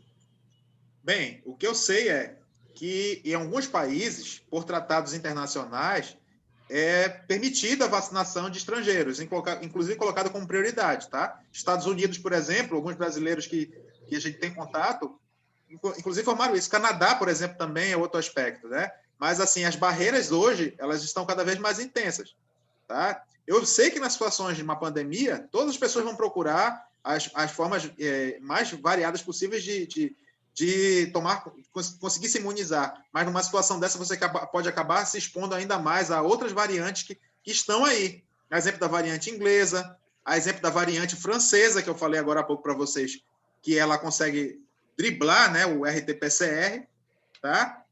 Enfim, numa situação de pandemia, nenhuma arma é descartável. Lógico que vão existir essas diferenças, né, do ponto de vista de poder aquisitivo. Tá? E, inclusive, o cuidado maior do poder público é exatamente evitar isso, esse mercado desenfreado por vacinas. Tá? Porque é aquela ótica. O SUS ele deve garantir o acesso universal, né, equitativo, a todos. A vacina, com certeza, é o melhor caminho. Tá? Só que na situação que não temos vacina disponível para todos, nós não vamos usar todas as armas. Usar distanciamento social, usar higiene, evitar exposição, né? Mora em condomínio, evita festa, essas festas coletivas. Ah, mas é só a família do vizinho, mas ela também adoece. Evitar quadra, ambientes coletivos. O momento não é esse, gente. Todos nós estamos sendo penalizados. Poder público é penalizado, sociedade é penalizada. Ontem mesmo, por exemplo, eu conversei com um pai de família, trabalhador, estava falando, olha, amanhã é o lockdown, eu vou ter que ficar em casa. E eu sou arrimo de família, eu sou o único trabalhador, eu vou ficar com minha mulher e meus filhos em casa. Só que eu não vou ter renda. E isso traz implicações de ordem de saúde pública também? Sim. É um pai de família, uma mãe de família também, que necessita ter o básico, né? Uma boa nutrição e, por exemplo, o acesso à compra de medicamentos. Então, as nossas ações individuais repercutem na vida de outros. Nós somos uma grande família. Ok? Outra pergunta do Ricardo. Quanto tempo após a segunda dose da vacina para a imunidade ela ser estabelecida? Vamos lá. Não confundir vacinação com imunização. Vacinar é o ato de você administrar o imunobiológico. Imunizar é individual. Depende do organismo do indivíduo que foi dessensibilizado. Só para você ter noção, no mundo existiam, né, 3 formas de produção de vacina. A primeira delas, vacinas inativadas, de vírus inativados, mortos. Vacinas de vírus atenuados, a que o vírus não estava morto. Imagina lá o Popó, né, o Maguila, no auge hoje, né, comparando. Então, o Maguila mas não é o mesmo Maguila de antes. É atenuado, tá? E fragmentos virais. Fragmentos virais. Ou seja, pega o vírus, né, quebra o vírus, administra o vírus no organismo. Hoje existem 6. Entrou mais. Vacinas de RNA, vacinas de DNA e vacinas de vetor viral, que é a vacina, por exemplo, da AstraZeneca, que usa um vetor, um vírus, onde você introduz o material genético, daquela espícula, você lembra que eu falei no início da palestra? Para dessensibilizar o organismo, para que quando tome contato com o vírus, ele já tenha lá uma proteção. Ele evita que esse vírus se acople lá na célula. Tá? Patrício, toda vacina é 100% eficiente em todos os públicos? Não. Então, depende do indivíduo que foi dessensibilizado e vacinado, tá? Mas, em média, a titulação atinge um nível mais alto em 21 dias. Ok? 21 dias.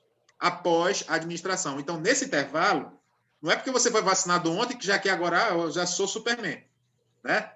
Amanhã eu já posso sair por aí me expondo a risco e que você, inclusive, pode ser dessensibilizado também. Tá? E aí o cuidado também de não omitir informações, tá, gente? A vacina, ela deve ser administrada em pessoas que estejam sadias, porque ela causa uma dessensibilização no organismo também. Então, não mintam na hora da vacinação. Tá?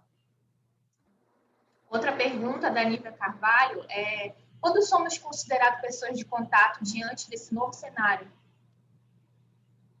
Pessoas de contato? Quando somos considerados pessoas de contato diante desse novo cenário? Tá. Uma vez que ele é silencioso, todos nós somos potenciais transmissores. Por quê? Imagine, eu fui num ambiente, não tenho sinais e sintomas, já posso estar transmitindo. Então, qual é a medida minha individual que eu posso contribuir? Usar máscara, lavar as mãos, usar o álcool gel, né?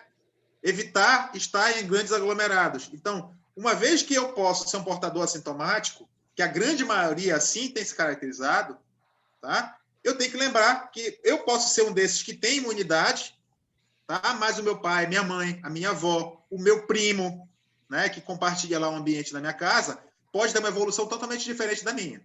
Então, do ponto de vista de ponto focal para a transmissão, todos nós somos potenciais transmissores também. Okay. A Carla Pena perguntou novamente: só o quadro de diarreia pode ser uma suspeita dos sintomas da nova variante? Sim, é um dos sinais e sintomas. Dor abdominal e diarreia. Tá? Também. Já era, na verdade, o sintoma anterior. Hoje, muitos pacientes não estão tendo perda de paladar, perda de olfato, tá? Não. E importante também, a atenção em relação aos eventos pós-Covid, tá? Muitos pacientes estão agravando num período pós-alta de Covid. Ou seja, passaram toda aquela trajetória de conflito para conseguir melhora, né? E estão agravando em ambiente domiciliar. Por isso é importante a atividade com a fisioterapia pós-Covid e a reabilitação pós-Covid é fundamental também, tá? Para evitar quadros de agravamentos e monitoramento, principalmente do paciente nessa jornada de 7, 14 e 21 dias. Ok? A Nívia fez outra pergunta que também o senhor já respondeu no decorrer dessas perguntas, né? Quais são os sintomas em alerta? Ou a população tem que considerar todos os sintomas, desde os mais leves, como mal-estar? É como eu falei para algumas pessoas, numa situação de guerra, numa pandemia, primeira coisa, se eu tenho um quadro gripal que está circulando nesse momento também, pode ser um quadro gripal, mas eu tenho que procurar o atendimento precoce? Sim, para diferenciá-lo. E sim, fazer uso de medidas que possam reduzir o dano, tá? Então, ou seja, numa situação em que eu posso ter a dúvida entre ser Covid ou uma outra doença, o sarampo, a rubéola, a cachumba, se lembra? Ou a própria gripe, tá? Que eu espero que a vacina chegue logo até o mês de abril, tá? Para a vacinação, o ideal era ter sido feita essa vacinação anterior, o Ministério da Saúde foi solicitado em relação a isso, mas não obtivemos essa resposta, até porque o nosso perfil de Brasil é bem diferente, né? É um país continental, então o comportamento, por exemplo, do período de chuvas agora é muito maior nessa região. A gente não tem inverno aqui. Nós temos período de estiagem e período chuvoso. O nosso período mais propenso é o período que está iniciando o período de chuvas, então deve se anteceder esse período de chuvas. Mas, como é feita uma compra em bloco por parte do Ministério da Saúde, para redução de custos, a gente acaba entrando no blocão nacional, né, naquele perfil de sudeste e sul do Brasil. Outra pergunta do Ricardo é se existe indicação em pesquisas para a manutenção do tal tratamento precoce, não apenas com vitaminas, mas remédios. Bem, vamos lá. As evidências que nós temos hoje demonstram, né, existem mais de 1.000 estudos que mostram que são favoráveis, em ambientes, inclusive, controlados, tá, randomizados, sem aqui o olhar de ótima política. E eu posso te mostrar 1.000 estudos que são contrários também. Tá? Numa situação de guerra, eu não desprezo nenhuma arma. Tá? A gente não vai entrar nessa seara de discussão. E nem obrigar ninguém a fazer uso, né, como ele colocou, desses tratamentos, né, precoces. Tá? E até porque, quando a gente iniciou, na verdade, essa proposta dentro do comitê no Amapá, que, ao nosso ver, tem feito uma boa diferença, sim, né? É só observar os indicadores, né? E servir de referência, inclusive, para outros estados a estarem utilizando. Tá? Eu posso dizer uma coisa: entre eu ficar omisso e não fazer nada, eu escolho agir, né? Nós escolhemos tentar salvar ou reduzir danos. Então, existe um princípio básico dentro da ciência e dentro da própria ciência médica, que é o princípio da beneficência, o princípio da não maleficência, de não trazer danos, E principalmente, não entrando, e principalmente a relação de risco-benefício. Se o risco é maior que o benefício, eu não faço. Se o benefício é maior que o risco, tá? Por que não fazer? É uma conduta definida pelo médico. Ninguém vai obrigar, até porque a proposta que foi criada nunca foi determinar a ação médica, engessar a ação médica, mas permitir que esse usuário procurasse um atendimento precoce, procurasse um acolhimento adequado, imediato. Né? Para não usar essa palavra tratamento, que agora virou, acho que é até jargão de luta política para alguns, né? Infelizmente. Tá? Nós nunca tivemos esse alvo. Nós nunca tivemos e não teremos. Tá? Nossa bandeira política é do Sistema Único de Saúde, o SUS. E vamos continuar defendendo vidas, até porque nós fizemos um juramento para isso. O juramento foi que nós deveríamos, sim, tentar agir, tá? E a melhor evidência que eu posso dizer são vidas salvas, tá? A melhor evidência. Mas existem estudos científicos, sim, randomizados, controlados, mas eu gosto de dizer assim, que quando a ignorância nos vela os olhos, é muito difícil você conseguir tirar, né, essa venda, ok? A Nara está perguntando, doutor Patrício, o senhor concorda com a profilaxia da ivermectina, mesmo para quem já teve Covid? Sim. Lembro que Patrícia pode causar uma automedicação. Estou falando, pela avaliação médica, critério médico. A ivermectina, tá? Ela tem uma metabolização eminentemente intestinal. Ela não é, como alguns falam, para causar uma pancreatite. Qualquer medicamento, gente, pode evoluir a quadro de pancreatite. Lembra do Tilenol que você tem na sua casa lá? Lembra? Ele pode causar hepatotoxicidade grave. Lembra do diclofenaco, que é vendido no Brasil indiscriminadamente, comprimido? Ele é totalmente contraindicado em outros países. E aqui é uma das drogas mais utilizadas anti-inflamatórias. Tá? Então, assim, eu não posso condenar medicamentos, até porque, mas vocês usaram um estudo que foi computacional. Gente, a vacina da AstraZeneca foi construída terminantemente com modelo molecular, computacional. E ela está aí, está sendo utilizada, não está? Então, assim, via de regra, quando a pergunta que eu faço, já que não existe tratamento, o que as pessoas estão fazendo no hospital?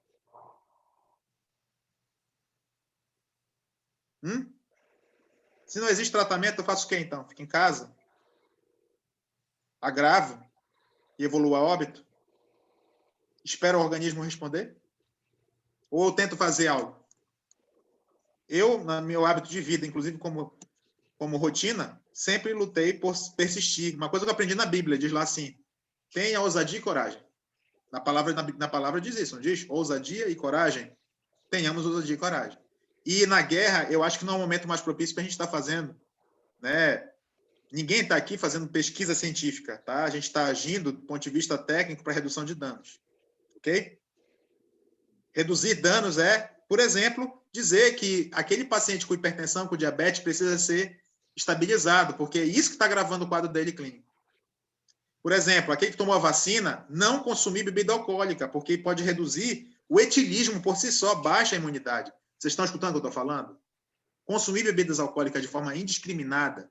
Não estou falando aqui de consumir bebida alcoólica, mas da forma indiscriminada. Vocês me compreendem o que eu estou falando. Ele tende a levar a uma redução da imunidade também. O seu organismo vai ter dificuldade em responder. Ok? Doutor Patrício, uma pergunta, eu não consegui identificar o nome da pessoa. Sentir calafrio, garganta inflamada, dores nas costas e tosse. Fiz o teste rápido e o RT-PCR, porém deu negativo, mas minha esposa deu positivo. Pergunta, devo repetir os testes? O mais importante, procure um clínico imediatamente, tá? E eu posso ser sincero para você, com os sinais e sintomas que você tem, o mais importante é tratar os sinais e sintomas e reduzir dano. Tá? Procure um clínico imediatamente. Até porque, como eu falei, os exames, lembra que eu falei que o vírus na França... Por que, Patrícia, que na França e na Inglaterra descobrem tanto mais vezes, né, essas variantes? Porque lá, gente, todo paciente praticamente faz genotipagem. Tá dando para entender? Aqui, o Amapá, por exemplo, a gente conseguiu, depois de uma longa briga e luta, que as nossas amostras, que eram 5 semanais para genotipagem, ou seja, de todas as amostras que vão, 5 eram avaliadas para genotipagem. A gente ampliou para 10. Mas mesmo assim, É um sorteio? Sim, como a gente teve na situação da identificação da variante em janeiro. Olha só, as amostras foram encaminhadas em janeiro. Deu para entender? Então, assim, um sorteio dessas 6 amostras, uma tinha o P1. Isso ajudou a gente a identificar que a circulação poderia estar presente no Amapá. Somando com os sinais e sintomas que nós falamos em novembro, mas até aquele momento, se você me perguntasse assim, Carla, Patrício, tem a P1 no Amapá? Não, porque a gente não teve identificação laboratorial. Tá? Porque a gente trabalha com evidências. Ok? Essas evidências. Então, eu recomendo. Doutor Patrício, nós temos aqui... Pode falar. Nós temos aqui 33 perguntas, 34 agora. Uhum. A Carla está rindo. Gostaria de saber se a gente pode dar continuidade nessas perguntas. Pode, fique à vontade. Eu falei que eu vim para isso. Para atender todo mundo. Sim, estou aqui para isso. Então, pronto. Então, nós vamos passar para a pergunta da Malena. Por favor. Se alguém que já teve Covid pode ser reinfectado que a da vacina? Não consegui entender a pergunta. É porque travou na hora da sua fala. Tá. Se alguém já teve Covid, pode ser reinfectado com a nova cepa? Então, quem foi vacinado também, ou a imunidade natural é mais fraca que a da vacina? Vamos lá. Primeira coisa, na verdade, tem duas perguntas juntas aí, né? Então, assim, a primeira coisa, as vacinas atuais, elas têm demonstrado através de estudos que foram eficientes, sim, inclusive para a cobertura da nova variante, né? Das novas variantes, tá? Só que a gente sabe que essa P1, por exemplo, ela pode, teoricamente, vir a driblar essa imunidade, né? Essa imunidade natural, essa imunidade inata, tá? Que antes era muito mais comum as pessoas elas debelarem a infecção nessa fase inicial, tá? Que é exatamente isso, a maioria não viria a desenvolver sinais e sintomas, tá? Então, assim, teoricamente, o indivíduo que foi vacinado poderá vir a desenvolver? Depende, se ele não foi imunizado, sim, tá? Se ele for imunizado, ele pode desenvolver a doença, mas de uma forma não a agravar, tá certo? A tendência natural é que ele não agrave, tá? Baseado nos dados científicos que a gente tem hoje, tá bom? A tendência natural é que, se uma vez vacinado, ele pode ter a doença, desenvolver pequenos sinais e sintomas, mas sem agravamentos, tá? Mas não se exponha, lembra da carga viral, das mutações? Quem gerou essas mutações? Nós todos. Ok, doutor. Eu acho que a pronúncia é Vander Júnior. Uhum. Ele fez a segunda pergunta, a seguinte pergunta, sobre a vacina da AstraZeneca. Pode causar coágulos sanguíneos? O que sabemos até agora? Tendo em vista que a Alemanha, Itália, França, Espanha e Dinamarca anunciaram a suspensão do uso da vacina como precaução, poderia comentar algo sobre isso? Sim, na verdade, a própria colocação da própria empresa, da AstraZeneca, e é bom lembrar que a vacina que nós estamos utilizando no Brasil hoje é uma vacina produzida pelo nosso instituto, que é a Fiocruz, tá? Eu gosto de dizer assim, então vamos dizer AstraZeneca, Fiocruz, eu gosto de dizer Fiocruz. Na verdade, a gente está usando o material, né, a gente chama de insumo farmacêutico produzido por ela, né, trazido da China, por exemplo, para o Brasil, e está sendo produzido no Brasil. E na nossa realidade Brasil, posso falar na realidade Brasil, a gente tem observado pequenas respostas, mas lembrando que a tecnologia que está sendo usada nessa vacina é uma tecnologia nova, tá? Que ela usa vetor viral. Então, de certa forma, ela usa um vírus para transportar o material genético, ou seja, ela causa uma infecção, sim. Então, é natural algumas pessoas terem uma dessensibilização um pouquinho maior, tá, gente? Pode ter lá aquela dor, né, no braço, aquela febrícula, isso é comum. Então, inclusive, a gente recomenda para as pessoas que fazem a vacina fazerem uso também de analgésicos e antitérmicos, tá? Mas imagina que isso é infinitamente pequeno comparado com o universo de pessoas. Lógico que, se você for observar as políticas de vigilância em cada país, elas precisam ser respeitadas, né? Então, assim, esses outros países, dentro desse universo de vacinas, a AstraZeneca é entre um universo de mais de 100. Então, eu posso, por exemplo, suspender a utilização daquela vacina e ter pelo menos mais 99 disponíveis. Na nossa realidade hoje, infelizmente, nós temos dois que são utilizados, a Coronavac, né? E a AstraZeneca, com a previsão de lotes novos da Pfizer, mas um pouco mais à frente, bem mais à frente. Então, assim, eu não posso descartar uma arma importante como é a vacina, né? Ao meu ver, no universo da nossa realidade brasileira, com um número pequeno de complicações, né, associadas à vacina, tá? Nós temos aqui um participante, o Rômulo Tavares Santana, que ele é da Promotoria de Justiça de Porto Grande, município de Porto Grande, participando aqui conosco. Ele fez 2 perguntas: quais são os fatores de risco que a pandemia traz para a população e quais os medicamentos corretos devemos tomar em caso de alguém testar positivo para o Covid. Tá. Os impactos são mais variados possíveis, como eu falei. Na verdade, um fator não está desassociado do outro, né? Nós temos impactos que passam pela economia, impactos que passam pela situação da própria educação, que vão repercutir a longo prazo na sociedade brasileira, as nossas gerações, né? Tá? Então, assim, eu não posso pensar como epidemiologista somente do ponto de vista de saúde pública. Do ponto de vista de saúde pública, a gente observa um processo de aumento de custo com o período de internação, aumento com o custo de internação de pacientes em unidade de terapia intensiva. Você colocar o custo efetivo de cada paciente desse dia, gente, é um valor absurdo, tá? E, principalmente, o custo humano, né? São seres humanos, o sistema como um todo econômico, e como eu estou falando agora, pessoas em faixa etária produtiva são indivíduos que são a base da nossa nação, né? Pessoas que estão aí, que são produtivas, são pedreiro, carpinteiro, né? Gari, tá certo? Pessoas que trabalham no comércio, comerciários, né? Nós mesmo do poder público, tá? Somos todos seres humanos, temos famílias, né? Então existe um custo também do ponto de vista social, humano, né? E que a gente espera e tenta, na verdade, procurar, né? Quem dera a gente tivesse resposta pronta e acabada para tudo, né? Mas assim, os danos são os maiores. A gente tende a lutar para reduzir esses danos, né? E que é um trabalho complicado, viu? É uma guerra que a gente gosta de dizer assim, que a gente mata todo dia um leão, né? Doutor Patrício, eu gostaria de pedir a ajuda da Carla, porque apareceu aqui 34 perguntas. Agora, só mais uma. Será se aconteceu algum problema aqui no sistema? Foi. Mais uma pergunta da doutora Estela. Apareceu uma pergunta da doutora Estela. Isso que eu estou vendo. Está tudo correto, Carla? Porque para mim havia aparecido 34. Eu acho que é o número total de perguntas que fizeram até agora.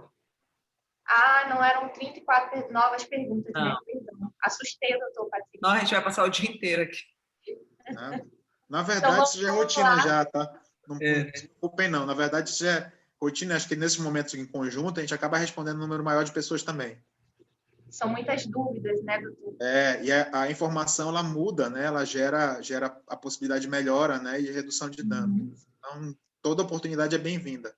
Em relação à questão dos medicamentos, vou ressaltar, o mais importante é o diagnóstico por si só, laboratorial, ele não invalida o diagnóstico clínico, tá? Então, assim, procurar o atendimento precoce, procurar o acolhimento imediato numa unidade assistencial, através da própria estratégia de saúde da família, que inclusive a gente reforçou a importância na capital Macapá hoje, porque, diferente do ano passado, as equipes hoje estão na rua, tá? Elas estão sendo utilizadas como mais um ponto de apoio para isso, tá? Para a gente poder ter esse acesso a esse paciente, evitando que ele agrave. Distribuindo, por exemplo, sem obrigar ninguém a ter acesso, né, a esses medicamentos, como eu falei anteriormente, para tanto, tá? Para ser bem honesto, então, assim, procure atendimento imediato, procure a sua equipe assistencial de saúde da família e avalie cada caso. Cada caso é um caso diferente, tá? Até porque eu tenho que ter um cuidado para não estar aqui, deixando bem claro, induzindo ninguém à automedicação, tá? Correto, doutor. E essa automedicação tem acontecido bastante, né? Sim, e na verdade, muitas das vezes, algumas pessoas dizem assim, né, eu estou fazendo o tratamento precoce. E aí, como é que foi o tratamento precoce que você está falando? Não, eu tomei um comprimido tem uns 5 dias atrás e não tô...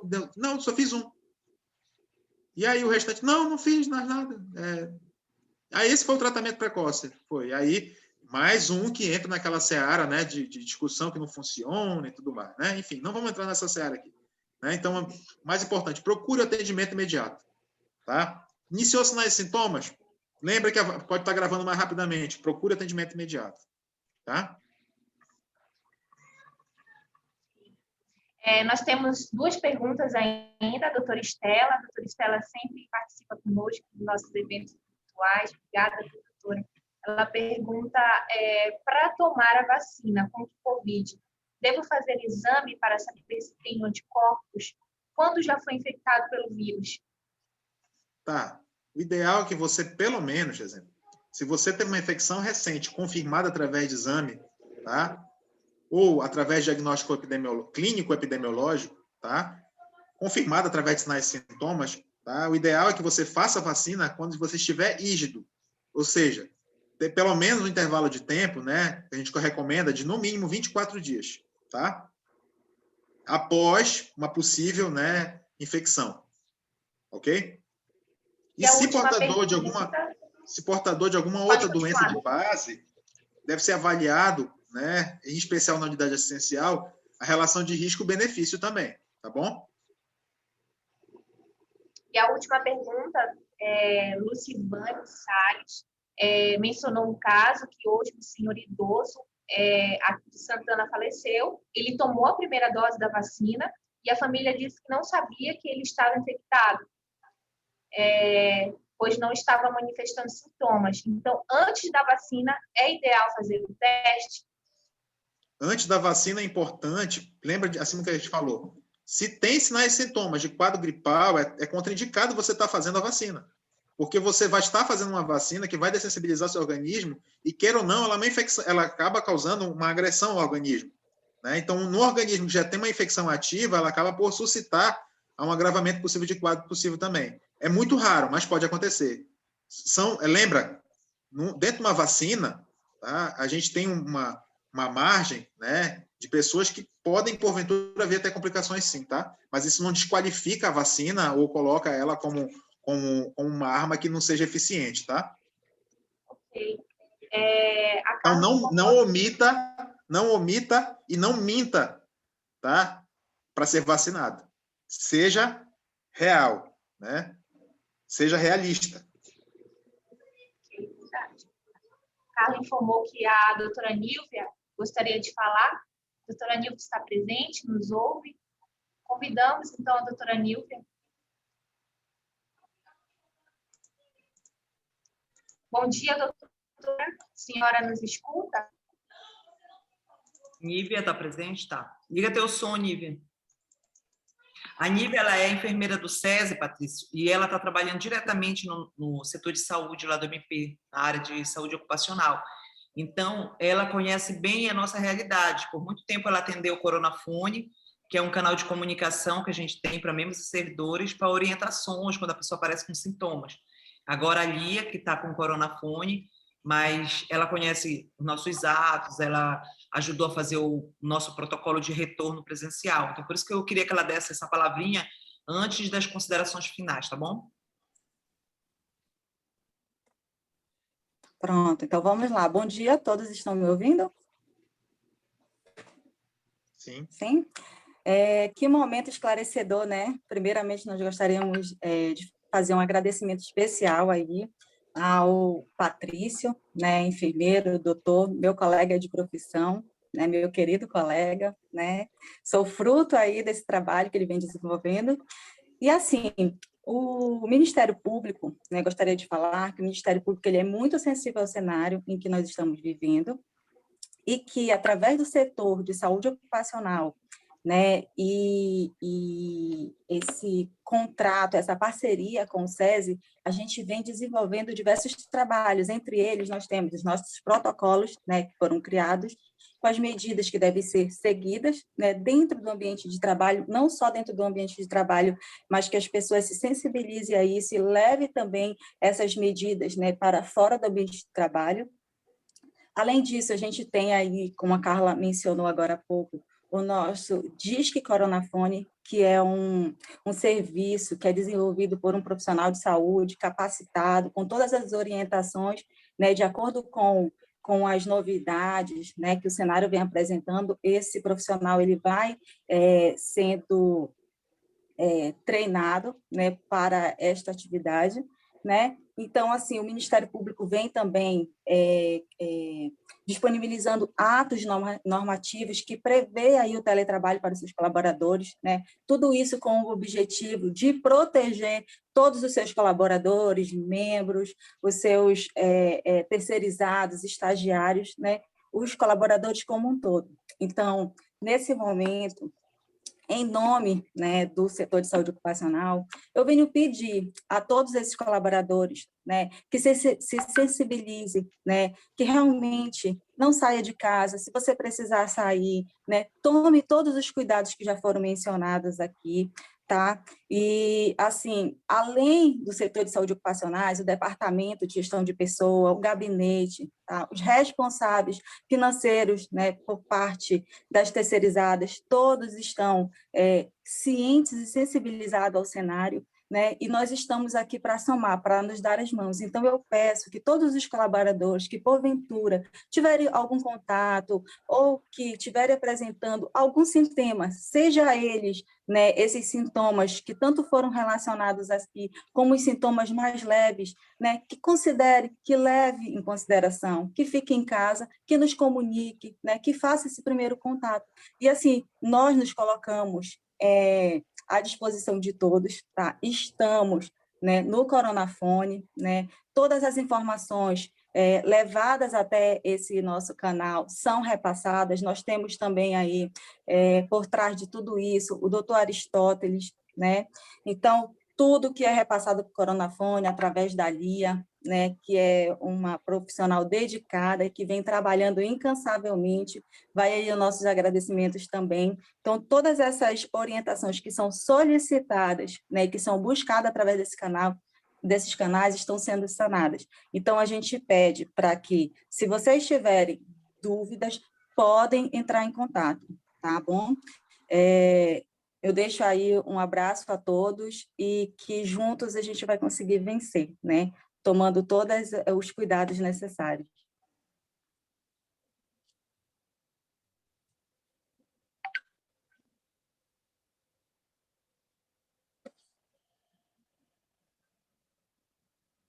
Eu agradeço, na verdade, também. E, assim, me deixo sempre à disposição, tá? E ajudando o Ministério Público, tá? E, na verdade, a sociedade civil, tá? Eu gosto de dizer que a informação liberta, né? A gente, na verdade, insiste no processo, inclusive, de ser educador, né? De ser professor, para gerar bons frutos. Você é um exemplo desses bons frutos também, Nívia, tá? E a gente, com certeza, fica muito orgulhoso desses trabalhos que vocês têm feito e feito a diferença na vida de outras pessoas também. Como eu falei, né? Ser mais um, a gente nasceu, a gente é mais um, né? Fazer diferença para esse mundo que a gente está aí é para poucos, né? Eu acho que todos nós aqui temos muito para contribuir. A gente fica só preocupado porque as coisas estão tomando uma medida, né? Que vocês sabem que cada vez o problema está cada vez mais próximo de todos nós. Acho que todos nós aqui já fomos abalados de alguma forma direta ou indireta por essa pandemia, né? Seja eles nossos filhos, nossos familiares, né? Ou pessoas do nosso ciclo de amizade, mas assim, ela tem nos abalado em muito. A princípio, quando a gente tomou essas decisões no ano passado, era exatamente olhando para esses nossos irmãos que estão na linha de frente também. E é difícil, viu? Vamos em frente, estamos lutando há mais de um ano, né? E Deus tem fortalecido nesse aspecto. Foram vidas aí perdidas e que não vão passar em branco. Jamais irão passar em branco. A gente teve acadêmicos nossos que infelizmente tombaram para a doença. Ed Wilton, né? Enfim, pessoas que a própria Enia, né, que trabalhou conosco. Então, assim, vidas que passaram por nós, né? Infelizmente, eu, na verdade, gosto de dizer assim, entre pecar por não agir e pecar por agir, eu prefiro continuar lutando e usando as armas que eu tenho, tá? A informação é um caminho para a gente poder mudar e melhorar isso, tá, gente? Mas não podemos banalizar o problema. E o que a gente tem visto é, infelizmente, um alto grau de banalização em relação ao problema sério. E eu acredito que até mesmo com a vacinação, depois também, que a gente acredito que será estendida, a gente precisa entender que a gente vai conviver durante um bom tempo com esse vírus ainda, tá? E com essas novas mutações e variações dele que deverão provavelmente seguir esse ciclo anual. Tá? Então, assim, recomendo o reforço em relação a essas medidas para que a gente possa reduzir esses danos, né, e possa não retomar aquele mesmo normal, como a gente coloca, né, do passado. Né? Eu acho que a gente tem que tirar algo positivo de tudo que a gente tem passado esses tempos agora. Né? Um amadurecimento de ordem pessoal, individual, que tem sido nos permitido ao longo desse tempo, e que pode fazer a diferença para a vida de alguns. Mas, infelizmente, alguns têm banalizado as mortes de muitos. Né? Até que o momento que isso bata na porta da sua casa. Né? E aí a dor é maior, né? Então, hoje, você está lá naquela balada, você está lá naquela festa clandestina, indo naquele ônibus lá de madrugada, achando que está, né, é Superman, é super-homem, é inabalável, e no seu retorno você acaba por quebrar a estrutura de toda a sua família, né? Se expondo de uma forma inadequada. E eu gosto de dizer assim, que a gente pode aproveitar toda essa gana, essa força da juventude de uma forma positiva, né? Sejam multiplicadores, hoje é redes sociais, né? Vamos começar a ter claro isso, que não é um momento para a gente poder estar ficando em grupo, que cada vez que a gente toma decisões inadequadas, mais nos afasta dessa possibilidade, sim, de a gente poder retomar aquilo que a gente tem como aquilo que é mais prazeroso e como seria próximo daquilo que seria o regular para a nossa vida. Tá? Tem um efeito exatamente o oposto. Cada vez que eu descumpro aquelas medidas sanitárias que são colocadas, eu acabo me afastando mais ainda da possibilidade de me aproximar, inclusive de aproximar das pessoas que eu amo. Tá? Então, eu acho que assim, esses momentos sempre de comunicação, de troca, de respostas, de perguntas e de dúvidas, né? Retirada de dúvidas, são sempre muito bem-vindos. Tá? E eu acho que a gente tem tentado fazer desde o início da pandemia, né? Levar informação para que ela possa gerar mudança. Né? E aqui quem está pedindo, na verdade, é um cidadão, um ser humano que está pedindo. Né? Mais uma vez, que as pessoas elas façam sua parte também. O lockdown é extremamente danoso, em todos os aspectos que vocês possam pensar. É um processo de retrocesso também para nós todos. Mas infelizmente, é um remédio que é o mais amargo possível e que é o último sopro que a gente está tendo para poder garantir, por exemplo, leitos para um número grande de pessoas que estão, inclusive, em unidades agora de internação, unidades que não são indicadas para isso, aguardando leitos no hospital universitário. Tá? Eu acabei de receber aqui uma nota de pessoas que estão em espera para transferência, tá? Para o hospital universitário. É uma lista que não é pequena. Tá? 10 pessoas no hospital de emergência. Deixa eu ver se eu abro aqui para fazer uma leitura rápida para vocês entenderem o tamanho do problema. Tá? O tamanho do problema atual, tamanho sério que a gente fala, né, de colapso, né, é o seguinte: são pessoas que estão internadas, que estão em leitos em tentativa de manutenção de ventilação não invasiva. Olha só, são 4 pacientes, por exemplo, na unidade Lélio Silva, que estão, né, aguardando leite de UTI, 5 pacientes no Marcelo Cândia, 10 pacientes no hospital de emergência, 3 no hospital de Laranjal do Jari, 3 no hospital de Santana, tá? 1 na UPA da Zona Norte, 6 na UPA da Zona Sul e 3 na unidade de Covid de Santo Inês. Pacientes que estão hoje necessitando de leitos para internação e a gente não tem curto prazo de tempo, visto a própria mudança do perfil do comportamento do vírus, leitos disponíveis, né? E olha só, esses pacientes podem agravar e podem, inclusive, evoluir para quadros mais graves dentro da unidades que não são preparadas para internação. E evoluir a óbito. Tá? Então, assim, quando a gente alerta, coloca risco e tudo mais, a gente pode parecer até mesmo enfadonho às vezes. Mas é porque quem vive a realidade da ponta, quem sai essa realidade da ponta lá, sabe o quanto doloroso é você ter que fazer escolhas, né?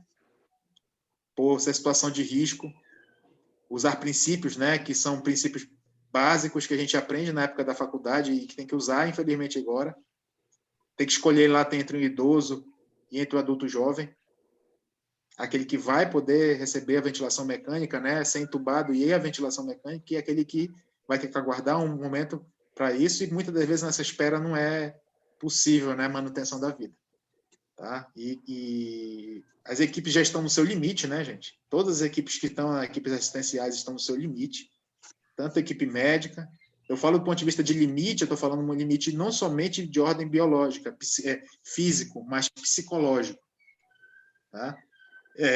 Ultrapassando seu limite, graças a Deus, esse ano nós temos a vacina pelo menos para os profissionais de saúde, para a gente poder estar respondendo e evitar aquelas perdas que nós tivemos no ano anterior, que foram extremamente dolorosas.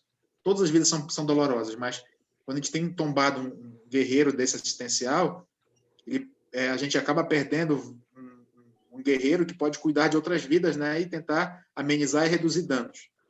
Quando a gente perde um irmão do Corpo de Bombeiros, quando a gente perde um irmão policial militar, um irmão da Guarda Civil Municipal, um irmão guari, a gente está falando de um pai de família que não volta mais para casa. Né? Quando a gente fala, por exemplo, de alguém do poder público, do judiciário, a gente está falando de um pai de família também que não vai voltar para casa. Tá? E que são vidas inestimáveis, né? Não voltam. Então, rogo a consciência, né? Eu gosto de dizer assim, que sensibilizar nós podemos, né? Conscientizar é individual. Eu rogo a consciência individual de cada um, daqueles que estão nos ouvindo agora, para que entendam o tamanho do problema e que a solução ela não vem. Não adianta querer procurar responsáveis individuais, tá? A responsabilidade de todos nós. Eu gosto de dizer que quando você aponta o dedo para alguém, eu sempre falava isso, lembra, Nívia? Você aponta o dedo para alguém, tem um dedo que aponta para você, tem 3 dedos que voltam para você e um dedo que aponta lá para cima. Que aponta lá para cima, quando você aponta o dedo. Então, assim, se volte esse dedo para você. Se apodere dessa responsabilidade. Como você pode fazer essa diferença para evitar esse dano maior para o outro lá. A gente, como epidemiologista, fica muitas das vezes preocupado porque a gente se antecede ao problema. Eu gosto de dizer que a gente é um incomodado antecipado. Né? A gente sabe, olha, isso aqui vai tendenciar para isso. E a gente está se preocupando com isso desde novembro do ano passado. E graças a Deus, até aqui, eu gosto de dizer assim, que Deus proveu. Né? Mas, infelizmente, a tendência é que esses próximos 14 dias aí, gente, sejam extremamente dolorosos para todos nós. Tá? Muito Doutor doloroso. Patrício, caiu a internet aqui, já retornei, pedi até auxílio para a Carla. Foi uma live importantíssima e esclarecedora, excelente explanação, dúvidas tiradas, principalmente nesse período onde diariamente há muitas informações verídicas, né, causando pânico a todos. Então, obrigada, doutor Patrício, pelos ricos esclarecimentos. Em nome da nossa Procuradora-Geral de Justiça, por conta de incompatibilidade da agenda, ela não pôde estar presente, mas foi muito bem representada pelo nosso secretário-geral, o Alexandre. O Ministério Público também do Amapá agradece a presença de todos nesta sala virtual, foi participação em massa, muitas perguntas. Neste momento, nós podemos encerrar a transmissão. Eu gostaria também de antes de nós encerrarmos, Carla, ler... Oi? Não encerra ainda. Ler um comentário da doutora Estela, né? Falta de empatia para as pessoas compreenderem a sua conduta, que a sua conduta ela pode refletir negativamente ao seu próximo. E, no final, a culpa será de todos aqueles que não respeitaram as regras e colocaram em risco as vidas dos outros. Né? Que Deus nos dê luz e sabedoria para recebermos a misericórdia dele. Amém. Oi, Carlos. Doutor Patrício, obrigada, em nome da nossa Procuradora-Geral, novamente.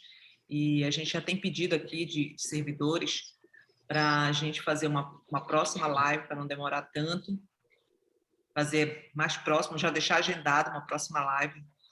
E foi muito esclarecedor, como a outra live também, a hora passou assim e a gente nem percebe, né?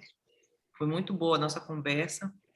E a gente quer pedir autorização também para colocar no YouTube. Não Sem sei, problema. Sem pode problema. colocar? A gente tem um canal no YouTube, então a gente vai disponibilizar, que aí é o tipo de informação que serve para toda a comunidade. Né? toda a população, na verdade. É uma conversa, assim, quase que informal, mas muito esclarecedora. Traz informações assim, preciosas para a gente. E a gente quer falar também para os servidores, os membros, estagiários, terceirizados, que a gente tem um protocolo, e que o protocolo tem que ser seguido. Então, se você tiver qualquer dúvida no que fazer, é só ler o protocolo. Em relação à reunião de pessoas, não pode aglomerar, não pode reunir mais de 6 pessoas, não pode comer no mesmo ambiente. E todos aqueles cuidados que o doutor Patrício falou em relação a um lugar arejado, em relação ao uso da máscara constante. Então, a Eu gente... gosto de dizer, Carla, que se o vírus agora aumentou e duplicou o poder de efetividade dele, a gente tem que quadruplicar a nossa responsabilidade, entendeu? É porque, na verdade, o que a gente percebe é que, com o tempo, assim, foi se deixando de ter todos aqueles cuidados. Eu vejo aqui em casa que eu era, nossa, neurótica, assim, não entrava em casa, podia ir para a rua, aí era álcool em tudo, e tirava o sapato, tirava a roupa lá fora. Então, eu acho que a gente tem que voltar com esses cuidados exagerados, mas necessários, né? E desinfectar tudo que vem do supermercado, desde a sacola até as coisas que a gente manuseia, não tirar a máscara quando estiver fazendo essa desinfecção. Então, Carla, eu vou até ser um pouquinho assim mais enfático, porque apesar de que a gente coloca essa situação de potencial de transmissão, por exemplo, em contato com produtos, tá? A principal forma de transmissão está sendo através do contato de aerossóis, tá? A principal, tá? E, assim, as pessoas banalizaram mesmo, né? Então, assim, atividade... o básico. Tem arejar a casa, iluminar a casa, né? Manter o distanciamento. Fique na sua casa, evite, por exemplo, eu vou visitar um familiar, da família também, mas ele também tem outra família. Agora, dizer que ninguém nasceu de chocadeira, né? Todo mundo tem um pai e uma mãe, né? Então, você tem um pai e uma mãe, resultado. A família é uma extensão disso. Então, você vai acabar ampliando muito esse universo de família, né? A gente tem que colocar isso nos nossos grupos de família também, não visitar os avós, que são pessoas fragilizadas, os pais. Então, eu passo... E agora, exemplo, hoje é lockdown. Tem gente que pensa que lockdown é dia para feriado. Bebida alcoólica. Feriadão. Lembra que eu falei da bebida alcoólica, aquela baixa imunidade que mudou o perfil? Sim. Então, você que se acha Superman, super-homem, cuidado. Não tem tubo, não tem leito para você, ventilador mecânico agora. Esse que é o problema. Não tem leito. Tá? Então, assim, é uma roleta russa.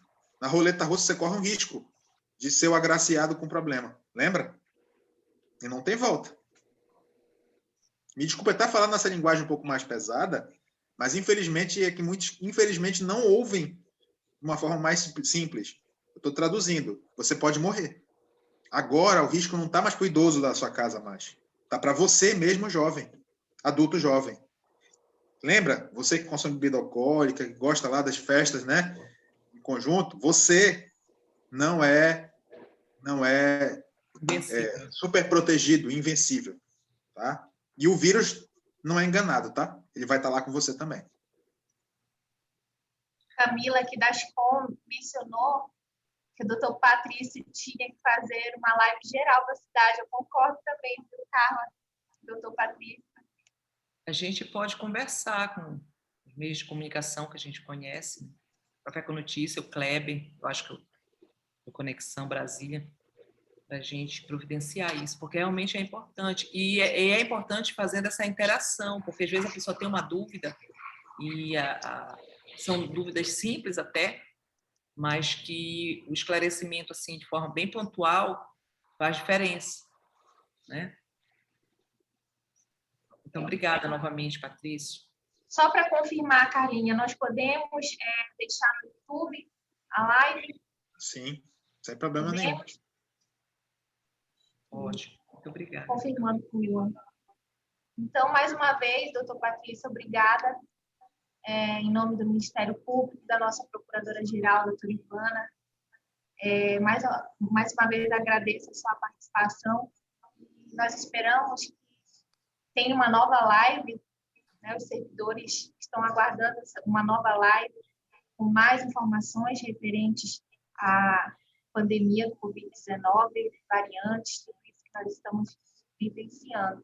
Agradeço mais uma vez a participação de todos. Então, neste momento, nós encerramos essa transmissão. Boa tarde a todos. Meio-dia em ponto, né? Isso, meio-dia. Nós vamos pedir para o Fábio encerrar